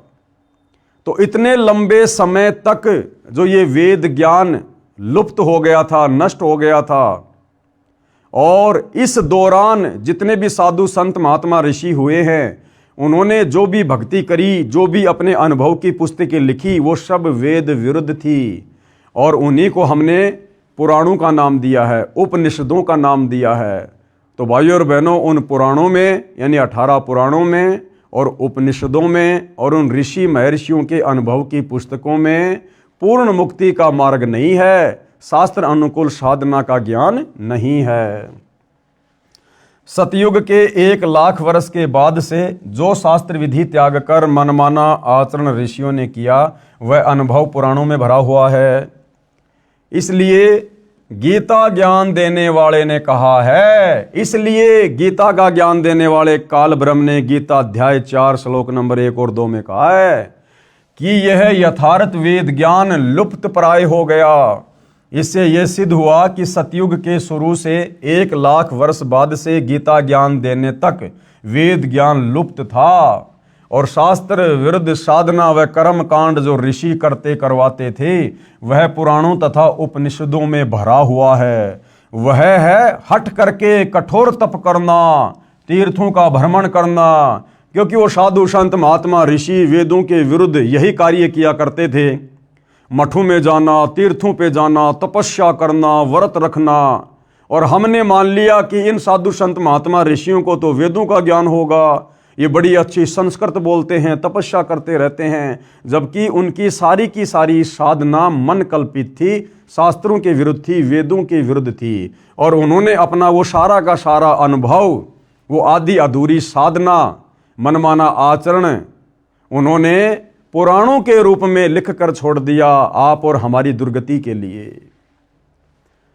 वह पुराणों तथा उपनिषदों में भरा हुआ है। वह है हट करके कठोर तप करना, तीर्थों का भ्रमण, पितृ पूजा, भूत पूजा, कर्म कांड, देवताओं की पूजा, मूर्ति पूजा, शिवलिंग की पूजा, व्रत करना, श्राद्ध करना, पिंडदान करना तथा पर भी नहाना आदि आदि जो गीता में नहीं कहा है, अपितु गीता जी ने तो मना किया है। अब देखो क्या कह रहे हैं गुरुदेव भगवान कि भाई बड़े आश्चर्य की बात है कि गीता का ज्ञान पढ़कर भी पहले वाला अज्ञान घसीटा जा रहा है। यानी वर्तमान के हमारे धर्म गुरु, धारा प्रवाह, संस्कृत बोलने वाले आचार्य शंकराचार्य गीता जी को भी पढ़ रहे हैं और गीता जी भक्ति और भगवान के विषय में क्या बता रही है, और उसके बावजूद भी ये हमारे धर्म गुरु उसी मनमाने आचरण को खुद भी कर रहे हैं और आम समाज से भी करवा रहे हैं। तो भाइयों और बहनों, हमारे धर्म गुरुओं को शास्त्र अनुकूल साधना का बिल्कुल भी ज्ञान नहीं था और ना वर्तमान में है। अगर होता और पूरा समाज यदि शास्त्रों के अनुसार, गीता के अनुसार भक्ति साधना कर रहा होता, तो सतगुरु रामपाल जी कहते हैं कि बच्चों, फिर मैंने अपने सिर में दर्द करने की आवश्यकता नहीं थी। आश्चर्य है कि गीता का ज्ञान पढ़कर भी पहले वाला अज्ञान घसीटा जा रहा है। फिर गीता व वेदों को किस लिए पढ़ते हो भाई? अरे जब तुमने गीता और वेदों के विपरीत साधना करनी है, उल्टी साधना करनी है, फिर क्यों गीता और वेदों को सामने रख के दुनिया को भ्रमित करते हो? क्यों फिर रोजाना गीता का पाठ करते हो, ये कथाएं करते हो?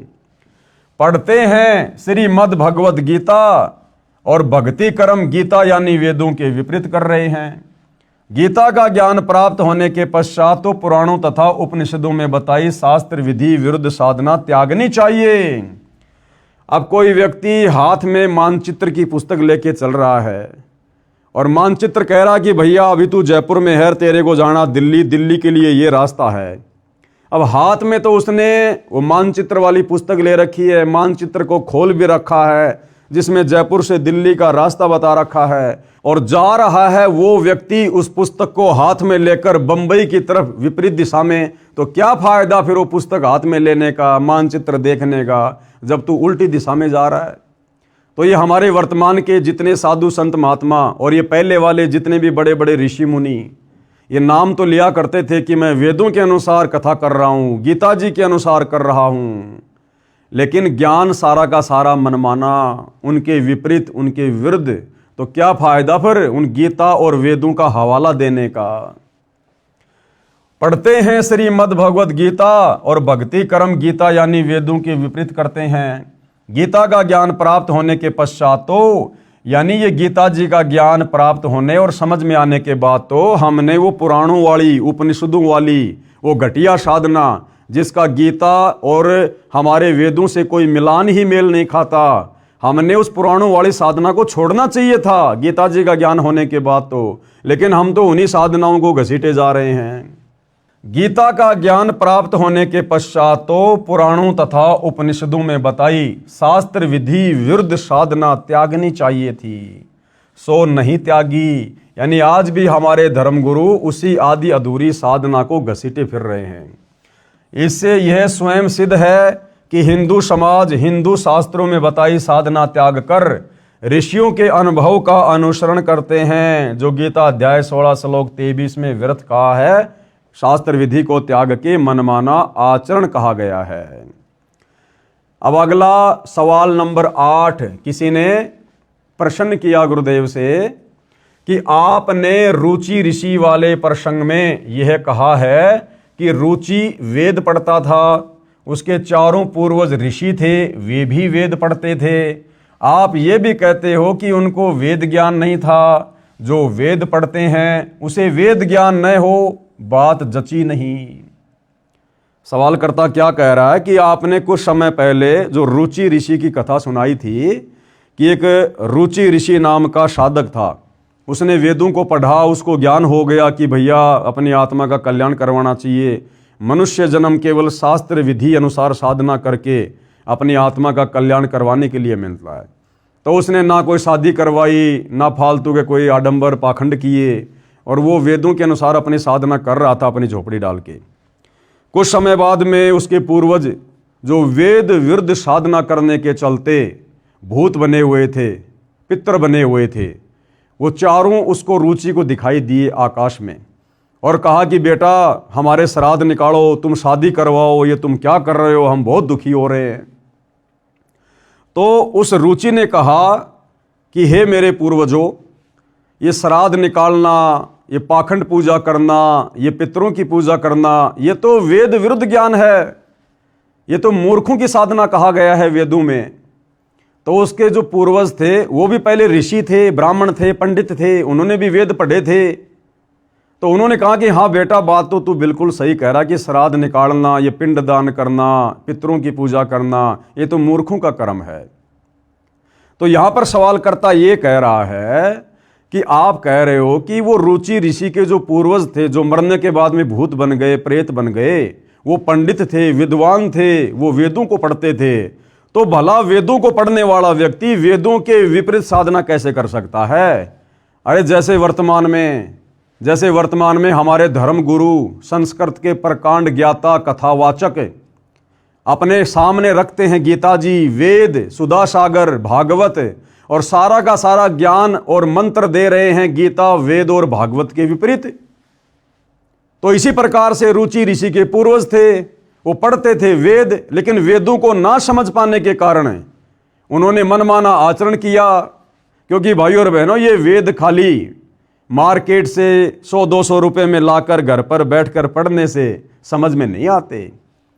जिस प्रकार एक बच्चा, चाहे उसका पिता कितना बड़ा विद्वान है, उस बच्चे को घर पर कितनी अच्छी अच्छी पुस्तकें लाकर दे दे, लेकिन जब तक वो बच्चा स्कूल नहीं जाएगा, गुरु बनाकर उस ज्ञान को ग्रहण नहीं करेगा, ना वो बच्चा अच्छे से ज्ञान ग्रहण कर सकता और ना वो बच्चा नौकरी लग सकता। तो ठीक इसी प्रकार जब तक हम गुरु धारण करके, गुरु भी सच्चा हो, पूरा हो, ज्ञानी हो, विद्वान हो, जगत गुरु हो, और जब तक उनके बताए अनुसार उनके मार्गदर्शन में रहकर हम ये ज्ञान ग्रहण नहीं करेंगे, हमें कभी भी ये वेदों का ज्ञान नहीं हो सकता, हमें शास्त्र अनुकूल साधना का ज्ञान नहीं हो सकता। इसलिए परमात्मा कहते हैं, वेद पढ़े पर भेद न जाने, ये बाँचे पुराण 18, और जड़ को अंधे पान खवावें, ये भूल गए सृजनहारा। ये लोग वेद तो पढ़ा करते थे, संस्कृत भाषा का तो ज्ञान था, लेकिन संस्कृत भाषा में वेदों के और गीता के श्लोक वास्तव में अध्यात्म के विषय में कह क्या रहे? वो सांकेतिक था, कोड वर्ड में था। उसको भाई तत्वदर्शी संत की शरण में आए बिना नहीं जाना जा सकता, नहीं समझा जा सकता, आप चाहे संस्कृत के कितने बड़े विद्वान क्यों ना हो। तो उत्तर दिया गुरुदेव भगवान ने, दास ने यह कहा है कि ऋषिजन वेद पढ़ते थे, परंतु उनको वेदों का ज्ञान नहीं था, वे वेदों को ठीक से समझे नहीं। कबीर जी अपनी वाणी में कहते हैं, गुरु बिन वेद पढ़े जो प्राणी, समझे न सार रहे अज्ञानी। यानी बिना सच्चे गुरु के, जिस गुरु को संपूर्ण वेदों का ज्ञान हो, संपूर्ण अध्यात्म का, मोक्ष मार्ग का ज्ञान हो, ऐसा गुरु धारण किए बिना आप जी यदि वेदों को पढ़ेंगे किसी दूसरे गुरु से, नकली गुरु से, आधे अधूरे गुरु से, तो भी आप जी अज्ञानी वाली श्रेणी में रहेंगे, आपको ज्ञान नहीं हो पाएगा। गुरु बिन वेद पढ़े जो प्राणी, समझे ना ज्ञान और रहे अज्ञानी। और गुरु बिन काहू न पाया ज्ञाना, जो थोथा भूष छड़े मूड किसाना। बिना सच्चे सतगुरु की शरण में आकर इन शास्त्रों को पढ़े बिना आपको कभी भी कंप्लीट अध्यात्म का ज्ञान नहीं हो सकता। आप तो फिर वैसा ही कर्म करोगे जैसे गेहूं निकालने के बाद उसका जो चारा है, उस चारे को कूट कर कोई ये सोचे कि मैं गेहूं प्राप्त करूंगा, बिल्कुल भी नहीं कर सकता। गुरु बिन काहू न पाया ज्ञाना, जो थोता भूस छड़े मूड किसाना। कोई मूर्ख व्यक्ति जिस प्रकार से गेहूं निकालने के बाद उसके भूसे को कूट कूट कर सोचे कि मुझे गेहूं प्राप्त होगा, वो अज्ञानी है, वो मूर्ख है।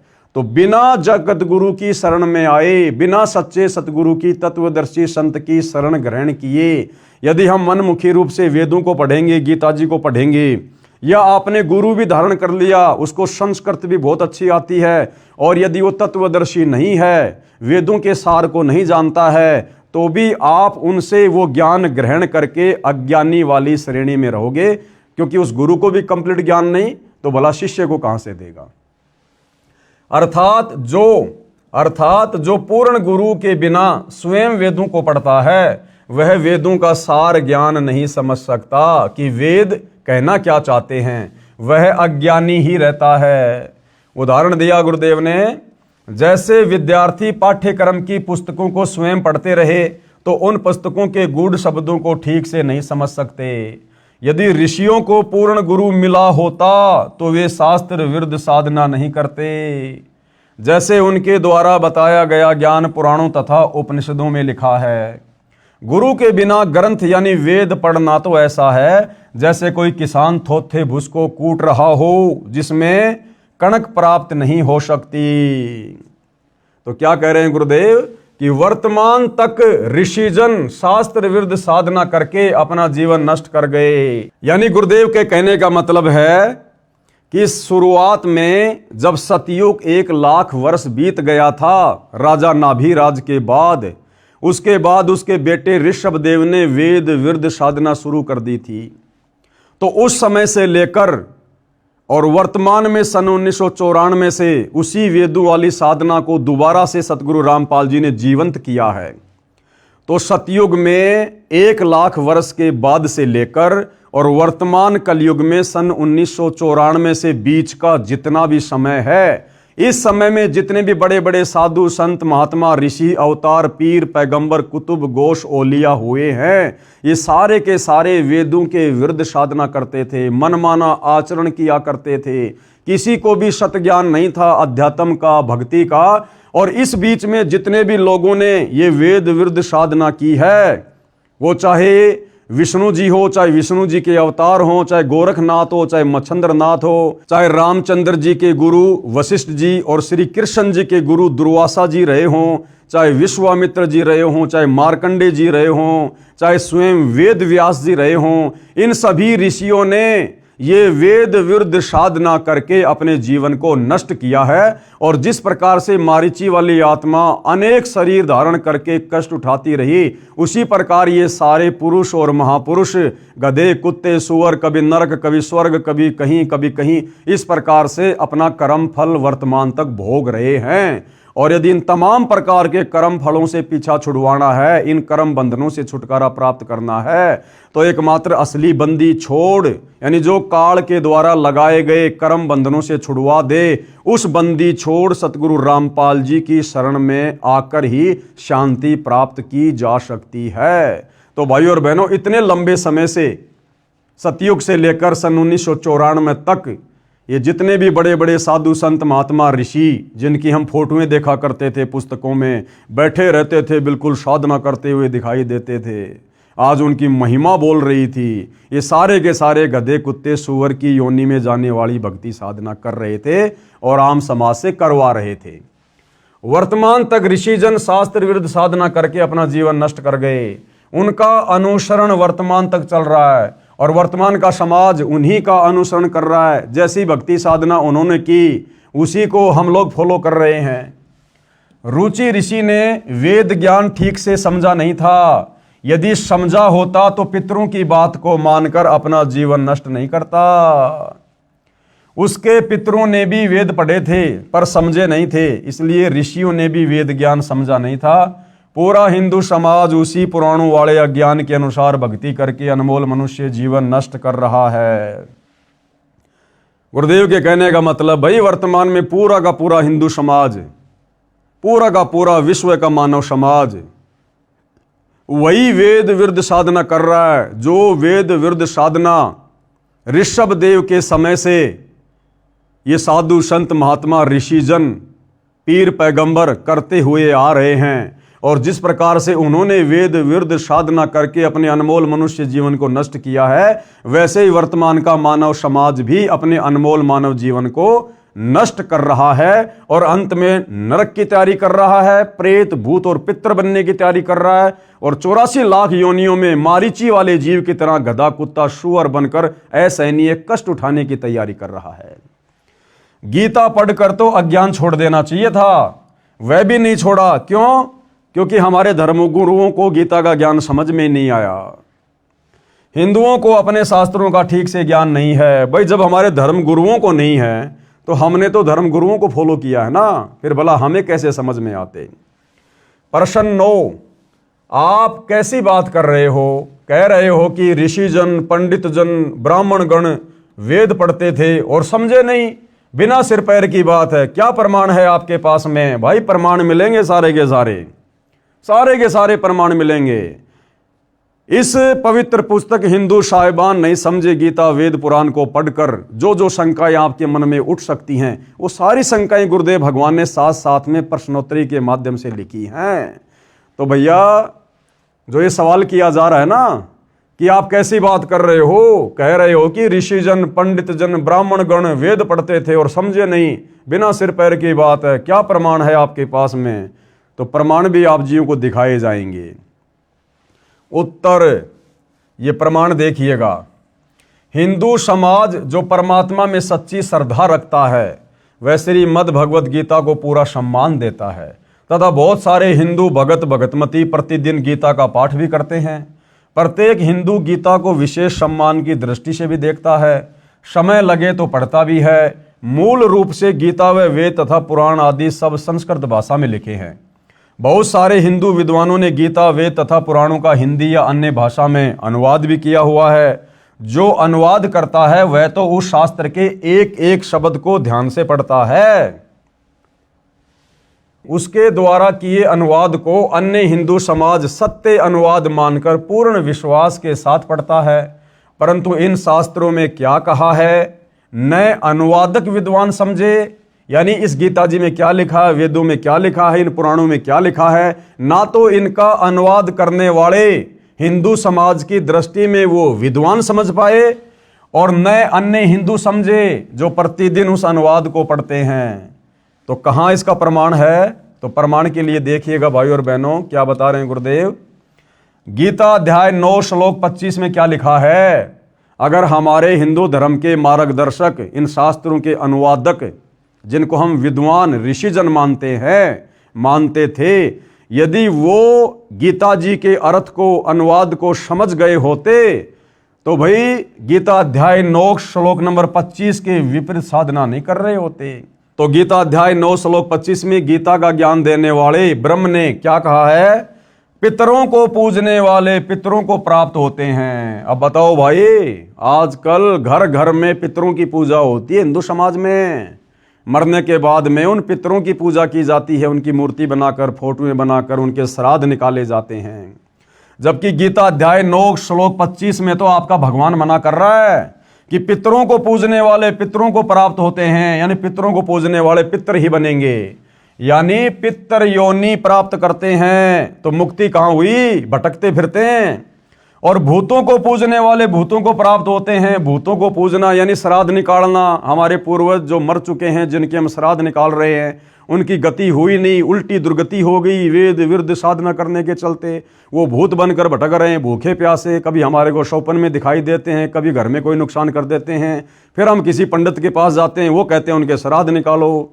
तो हमारे पूर्वज खुद ही अपनी दुर्गति करवाकर भूत बने फिर रहे हैं, भटकते फिर रहे हैं, भूखे प्यासे। और हम यदि उनकी पूजा करना शुरू कर देंगे, यानी उनके श्राद्ध निकालेंगे, यानी उनकी पूजा हो गई, तो हम भी मरने के बाद में दुर्गति को प्राप्त होंगे, फिर भूत बनेंगे। इसी प्रकार से भूतों को पूजने वाले भूतों को प्राप्त होंगे, यानी प्रेत योनि प्राप्त करते हैं। और देवताओं को पूजने वाले देवताओं को प्राप्त होंगे। और देवताओं को पूजने वाले कहाँ जाएंगे? वो देवताओं के लोक में जाएंगे, उनके वो गण बनेंगे, उनके नौकर बनेंगे। और ये देवी देवता फिर उनका मिसयूज करेंगे, मिसयूज, यानी देवलोक में चले जाते हैं। और ये गीता ज्ञान देने वाला कह रहा है कि मेरी पूजा करने वाले मुझे, यानी गीता ज्ञान देने वाले को प्राप्त होते हैं। और गीता ज्ञान देने वाला कहाँ रहता है? ब्रह्मलोक में। और गीता अध्याय 8 श्लोक नंबर 16 में खुद कह रहा है कि मेरे ब्रह्मलोक में गए हुए प्राणी भी पुनरावृत्ति में हैं, यानी उनका भी जन्म मरण समाप्त नहीं होता। वो भी गधे कुत्ते सूअर बनने से नहीं बच सकते। तो भाई और बहनों, बताओ फिर मुक्ति है कहाँ?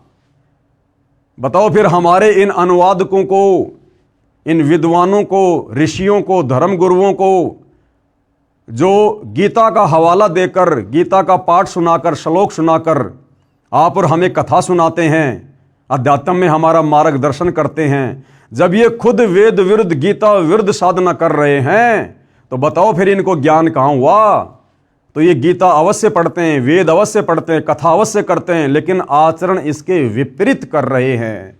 तो ये आपकी आंखों के सामने है। ये पितृ पूजा करवाना, भूतों की पूजा करवाना, श्राद्ध निकलवाना, जिसके लिए गीता ज्ञान देने वाला भगवान ये ब्रह्म अध्याय 9 श्लोक 25 में मना कर रहा है।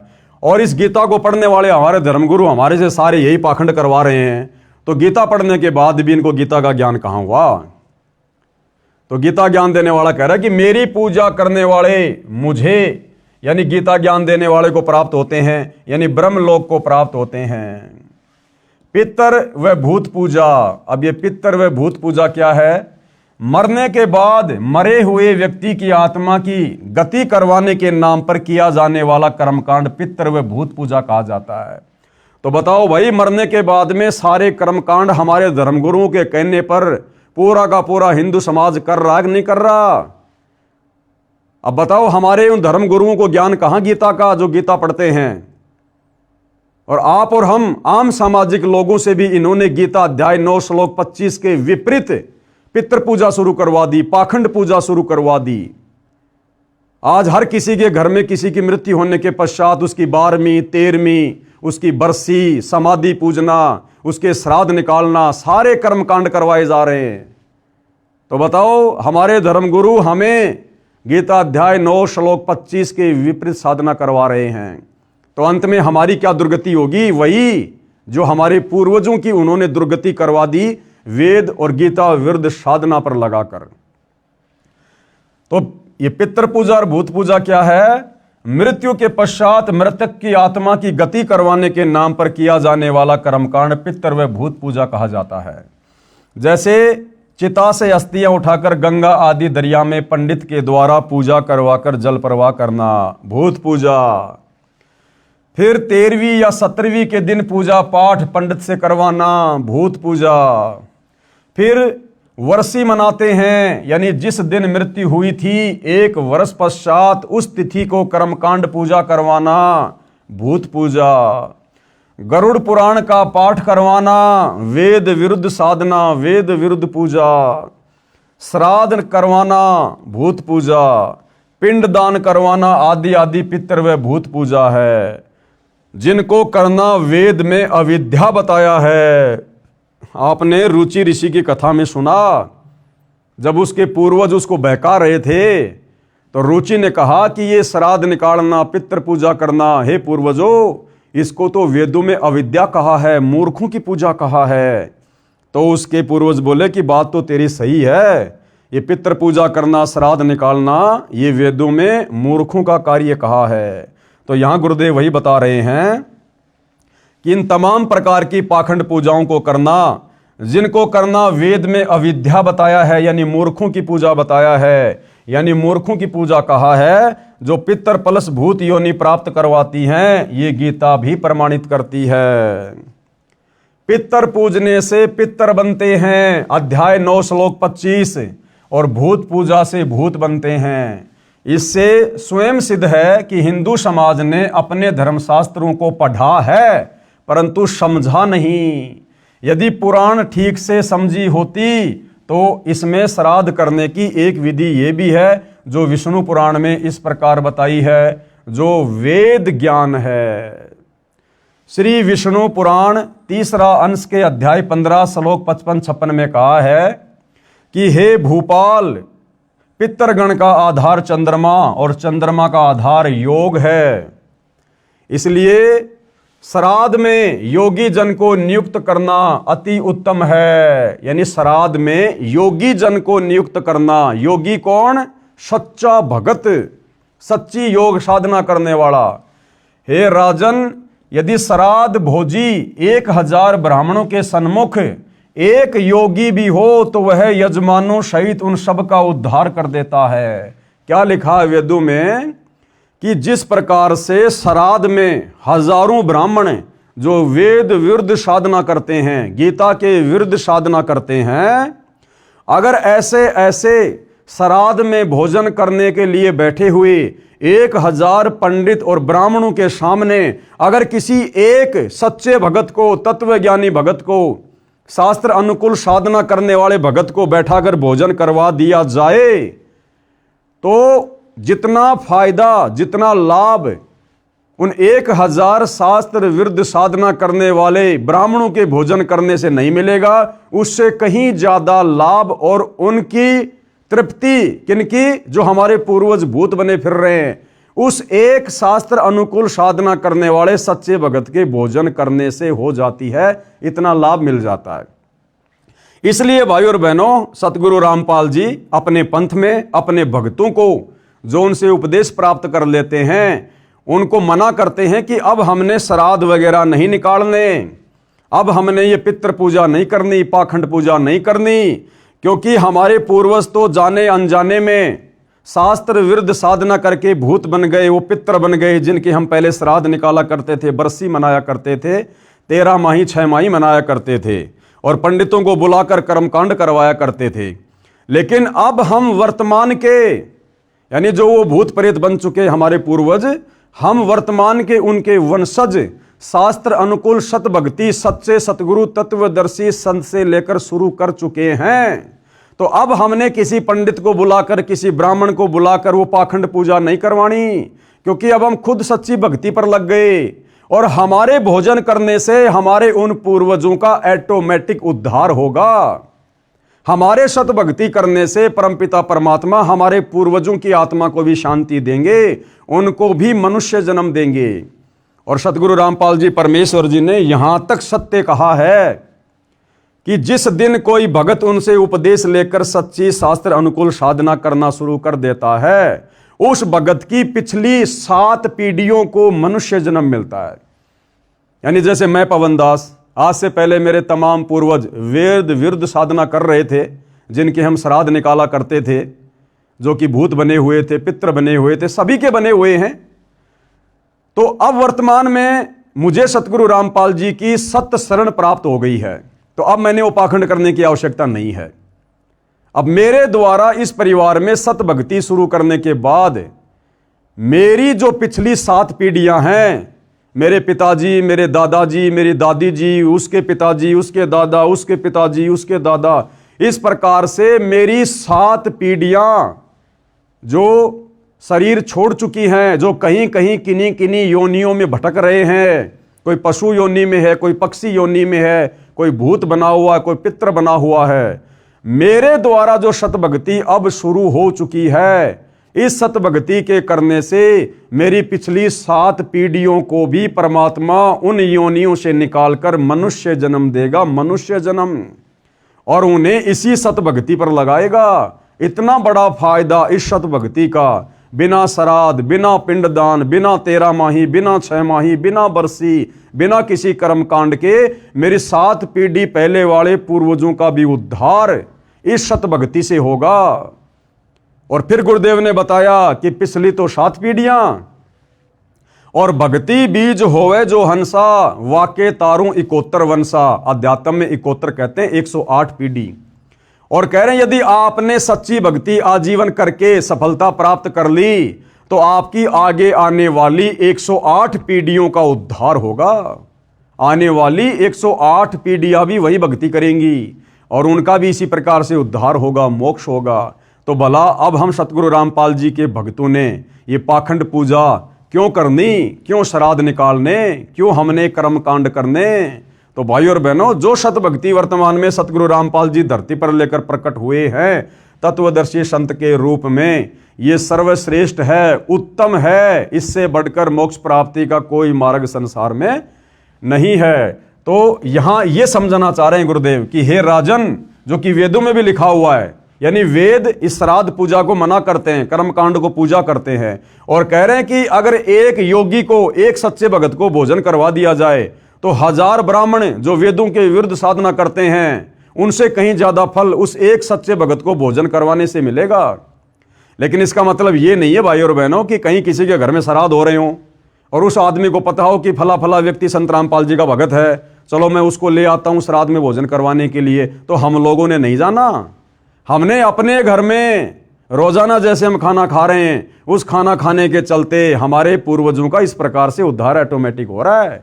हमने भोजन खाने के लिए श्राद्ध में कहीं और नहीं जाना, अन्यथा हमारी मर्यादा टूटेगी, हम भी फिर उसी पाखंड साधना में आ जाएंगे। मनमाने आचरण के अंतर्गत फिर हमारी साधना हो जाएगी।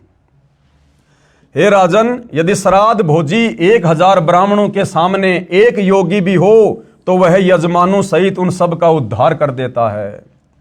विचार करने की बात है कि पुराण का यह ज्ञान सत्य है, ये वेद ज्ञान है जो सूक्ष्म वेद से लिया गया है, जिसे स्वयं सच्चिदानंद घन ब्रह्म यानी सत्य पुरुष स्वयं अपने मुख से वाणी बोलकर बताता है।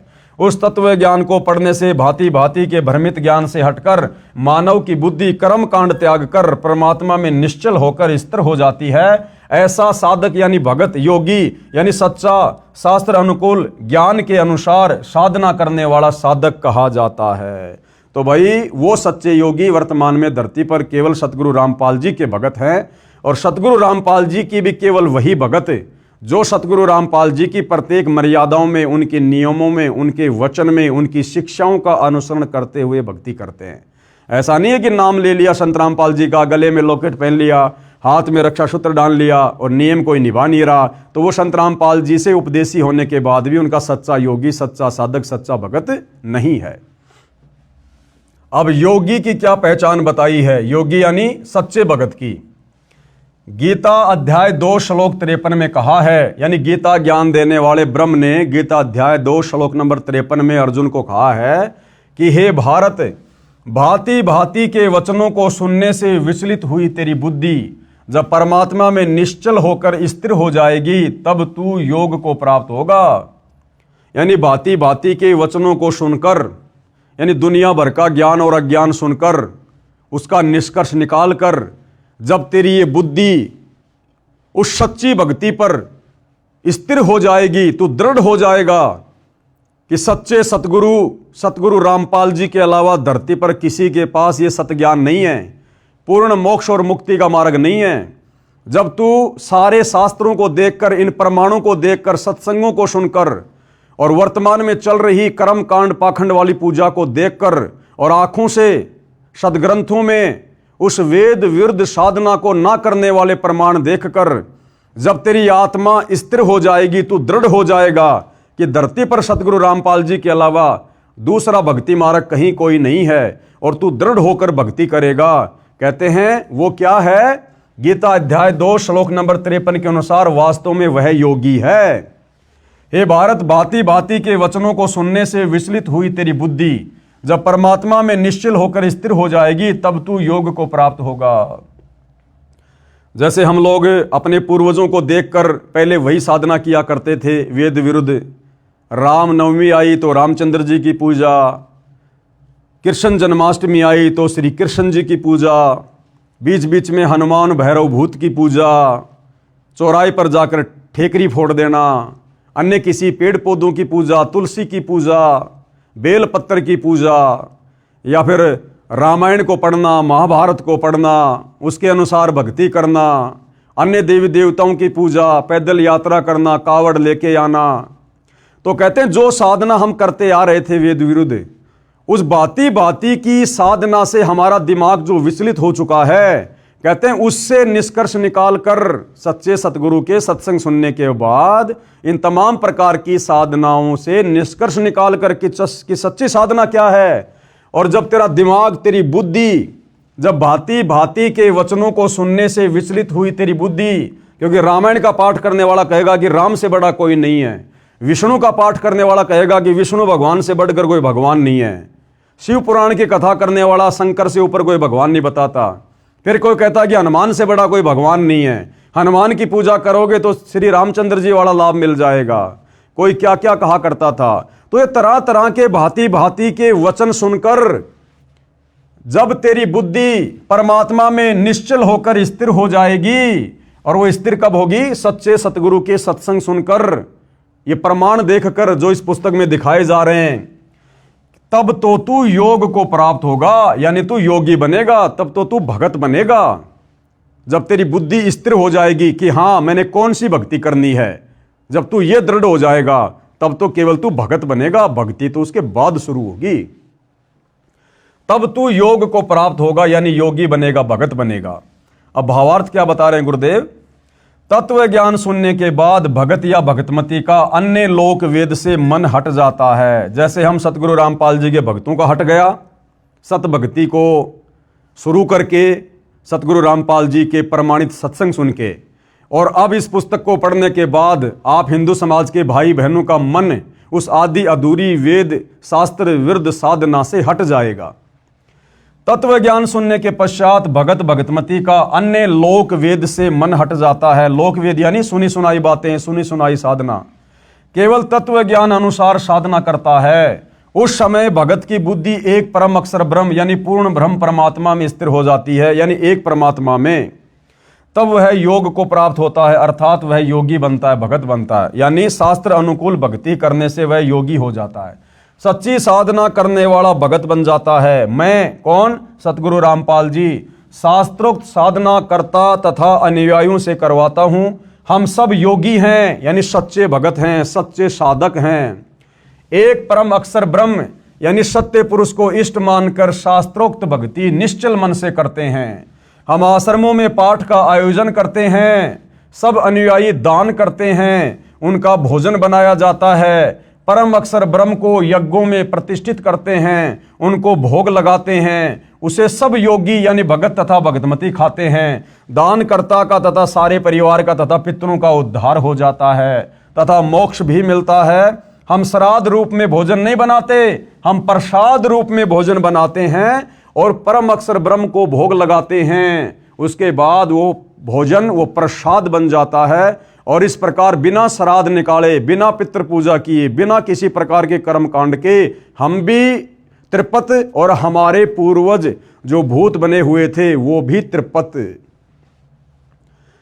इसके विषय में क्या कहा गया है? कबीर एक के साधे सब सदे, यानी एक सच्चे परमात्मा की साधना करने से नीचे के सारी देवी देवताओं की साधना ऑटोमेटिक सफल हो जाती है। कबीर एक के साधे सब सदे और सब साधे सब जाए और माली सींचे मूल को फले फूले अघाए। जिस प्रकार यदि आपने आम का पौधा लगाकर आम प्राप्त करना है तो आपने विधिवत उस आम की सिंचाई करनी पड़ेगी, देखभाल करनी पड़ेगी। आपने आम के पौधे की जड़ में खाद और पानी डालना पड़ेगा। जड़ में खाद और पानी डालने से पूरा पौधा परिपक्व होगा, फलीभूत होगा।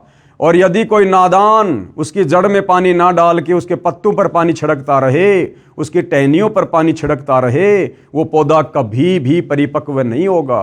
तो इसी प्रकार अध्यात्म की मूल, अध्यात्म की जड़ कबीर परमात्मा है, परम अक्षर ब्रह्म है, सत्य पुरुष है। उस एक को इष्ट मानकर साधना करने से ये भक्ति रूपी पौधा यानी ये सब कुछ हमारा सर्व सिद्ध हो जाएगा। और यदि हमने उस भक्ति रूपी पेड़ परम अक्षर ब्रह्म की जड़ को ना पूजकर, यानी उस एक परमात्मा को इष्ट मानकर ना पूजकर, यदि हमने उसके पत्ते, उसकी टहनियां, उसकी शाखाएं, ब्रह्मा विष्णु महेश, ये काल ब्रह्म, यदि देवी देवताओं को पूजते रहे, पाखंड पूजा करते रहे, तो हमारा सब कुछ नष्ट हो जाएगा। तो क्या कहा है? कबीर एक के साधे सब सदे और सब साधे सब जाए और माली सींचे मूल को फले फूले अघाए। अर्थात जैसे पौधे की जड़ों यानी रूट में सिंचाई की जाए तो पूरा पौधा तृप्त हो जाता है तथा खूब फलता फूलता है। यदि पौधे को उल्टा शाखाओं की ओर से जमीन में दबाकर मूल यानी रूट को ऊपर को कर दें और सब शाखाओं की सिंचाई करें यानी सब साधें तो सब जाए यानी पौधा नष्ट हो जाएगा। गीता अध्याय 15 श्लोक 1 और 3 में यह प्रकरण विस्तार से बताया है। पढ़ें इसी पुस्तक के पेज नंबर 115 पर, जो हम आगे को पढ़ेंगे। यह दास यानी सतगुरु रामपाल जी भी धार्मिक अनुष्ठान श्रद्धा से पूजा करता और करवाता है, जिसके करने से साधक यानी भगत पितर भूत नहीं बनता अपितु पूर्ण मोक्ष प्राप्त करता है। तथा जो पूर्वज गलत साधना यानी शास्त्र विधि त्याग कर मनमाना आचरण अर्थात पूजा करके पितर भूत बने हुए हैं, उनका भी छुटकारा हो जाता है पिछली 7 पीढ़ियों तक का। यही प्रमाण इसी विष्णु पुराण पेज 209 पर इसी तीसरे अंश के अध्याय 14 श्लोक 20 से 31 में भी लिखा है कि जिसके पास श्राद्ध करने के लिए धन नहीं है तो वह ये कहे, हे पितृगणों, आप मेरी भक्ति से तृप्ति लाभ प्राप्त करें, क्योंकि मेरे पास श्राद्ध करने के लिए वित्त यानी धन नहीं है। कृपया पाठक जन विचार करें कि जब भक्ति मंत्र जाप की कमाई से पितर तृप्त हो जाते हैं तो फिर अन्य कर्म कांड की क्या आवश्यकता? भाई विष्णु पुराण में लिखा है, यदि किसी के पास में श्राद्ध पूजा करने के लिए, पितृ पूजा करने के लिए धन नहीं है तो वो क्या करे? अपनी भक्ति कमाई को संकल्प कर दे कि हे मेरे पितरों, हे मेरे पूर्वजों, मेरे पास में आपके श्राद्ध के लिए खीर खांड हलवा पूरी बनाने के लिए साधन नहीं है, पैसा नहीं है। आप मेरी भक्ति में से यानी मैं जो मंत्रों का जाप करता हूं, जो धर्म कर्म करता हूं, उसमें से कुछ भक्ति कमाई मैं आपको संकल्प कर रहा हूं। और विष्णु पुराण कहता है कि ऐसा संकल्प करने से अपनी भक्ति का उन पूर्वजों की जो भूत बने हुए हैं, पितर बने हुए हैं, उनकी आत्मा संतुष्ट हो जाती है। तो बताओ फिर ये कर्मकांड करने से क्या फायदा? इन पंडितों को बुलाकर कर्मकांड करवाना, हलवा खीर खांड पूरी बनाकर उसका सत्यानाश करवाना, भगवान का दोषी बनना, वेद विरुद्ध साधना करके भगवान का दोषी बनना, बताओ फिर इसका क्या फायदा? जब उस व्यक्ति की भक्ति कमाई संकल्प करने से, उसके मंत्रों के जाप की कमाई से उसके पूर्वजों की आत्मा तृप्त हो रही है, तो फिर कर्म कांड करने से क्या फायदा? कृपया पाठक जन विचार करें कि जब भक्ति यानी मंत्र जाप की कमाई से पितर तृप्त हो जाते हैं, तो फिर अन्य कर्म कांड की क्या आवश्यकता है? ये श्राद्ध निकालने की क्या आवश्यकता? बरसोदी 6 माही, ये पितृ पूजा, ये सब करने से क्या फायदा? ये सब परपंच ज्ञानहीन गुरु लोगों ने अपने उदर पोषण के लिए यानी पेट भरने के लिए किया है। अब बताओ, विष्णु पुराण में ये सारी बातें लिखी हुई है और यही हमारे धर्मगुरु उसी विष्णु पुराण को पढ़कर हमारे से श्राद्ध निकलवा रहे हैं। जबकि इन धर्मगुरुओं ने अगर विष्णु पुराण को भी समझा होता तो ये श्राद्ध नहीं निकलवाते, इस प्रकार से अपनी भक्ति कमाई को संकल्प करवा देते। कोई कर्मकांड पाखंड करने की जरूरत नहीं थी, लेकिन इनको तो अपना पेट भरने के लिए खीर खांड हलवा चाहिए, इसलिए इन्होंने आम समाज को धोखे में रखा हुआ है। क्योंकि गीता अध्याय 4 श्लोक 33 में भी लिखा है कि द्रव्य यानी धन द्वारा किया यज्ञ, धार्मिक अनुष्ठान से ज्ञान यज्ञ यानी तत्व ज्ञान सुन समझकर की गई साधना श्रेष्ठ है। एक और विशेष विचारणीय विषय है कि विष्णु पुराण में पितृ व देव पूजने का आदेश एक ऋषि का है तथा वेदों व गीता जी में पितरों व देवताओं की पूजा का निषेध है। यानी विष्णु पुराण में पितरों को पूजने का जिस प्रकार से ये संकल्प वाली विधि लिखी हुई है ना, गुरुदेव कह रहे हैं ये वेदों का ज्ञान नहीं है, ये गीता का ज्ञान नहीं है, ये इन ऋषियों ने अपनी तरफ से उन पुराणों में इस प्रकार का ज्ञान वेद विरुद्ध लिखा हुआ है।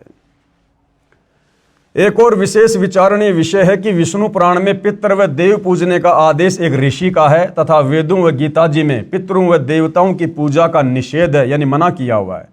जो आदेश ब्रह्म यानी काल रूपी ब्रह्म भगवान का है, यदि पुराणों के अनुसार साधना करते हैं तो प्रभु के आदेश की अवहेलना होती है, जिस कारण से साधक यानी भगत दंड का भागी बनता है। तो साधना हमने केवल वेदों के अनुसार ही करनी चाहिए, तत्वदर्शी संत के अनुसार ही करनी चाहिए। हम पितर व भूत पूजा नहीं करते। कौन? सतगुरु रामपाल जी के फॉलोवर। हम शास्त्रोक्त साधना करते हैं, शास्त्रों के अनुसार साधना करते हैं, जो गीता अध्याय 3 श्लोक 10 व 15 तक वर्णित है। हम सूक्ष्म वेद का पाठ करते हैं, उसमें 5 यज्ञ होती है। अब भाइयों और बहनों, वो सूक्ष्म वेद का पाठ क्या है जो सतगुरु रामपाल जी सन 1994 से कर रहे हैं, अपने शिष्यों से करवा रहे हैं। और उस पाठ के अंतर्गत, उस भक्ति साधना के अंतर्गत 5 यज्ञ कौन कौन सी हैं, जो यज्ञ जब से नाम उपदेश करते हैं उसी दिन से सतगुरु रामपाल जी के भगत अपने अपने घरों पर रोजाना करते हैं, प्रतिदिन करते हैं। जिस पाठ के करने से, जिन यज्ञों के करने से हमारी भक्ति सफल होती है और अंत में हम पूर्ण गति को प्राप्त होते हैं। इन सब बातों के ऊपर विशेष तौर से हम अगले एपिसोड में जानकारी प्राप्त करेंगे, इस पवित्र पुस्तक हिंदू साहिबान नहीं समझे गीता वेद पुराण में। तो आज के वीडियो में केवल इतना ही। उम्मीद करता हूँ धीरे धीरे हिंदू समाज को, विश्व के मानव समाज को, जो इस पुस्तक को देख पा रहे हैं, इसको पढ़ पा रहे हैं, उन्हें अध्यात्म के विषय में बहुत कुछ समझ में आ रहा होगा। अगर थोड़ा धैर्य रखेंगे, निष्पक्ष होकर पुस्तक को पढ़ेंगे, देखेंगे, आपको बहुत कुछ समझ में आएगा, सब कुछ समझ में आएगा। इस पुस्तक को आप जी गूगल पर जाकर हिंदी में सर्च करके हिंदू साहिबान नहीं समझे गीता वेद पुराण इस नाम से PDF में डाउनलोड करके भी मोबाइल में पढ़ सकते, देख सकते हैं। तो आज के वीडियो में केवल इतना ही। परमेश्वर हम सभी को आशीर्वाद दे, आज्ञा दे, हमारा मार्गदर्शन करें, हमें भ्रमने भटकने से बचाएं। बंदी छोड़ सतगुरु रामपाल जी भगवान की जय हो।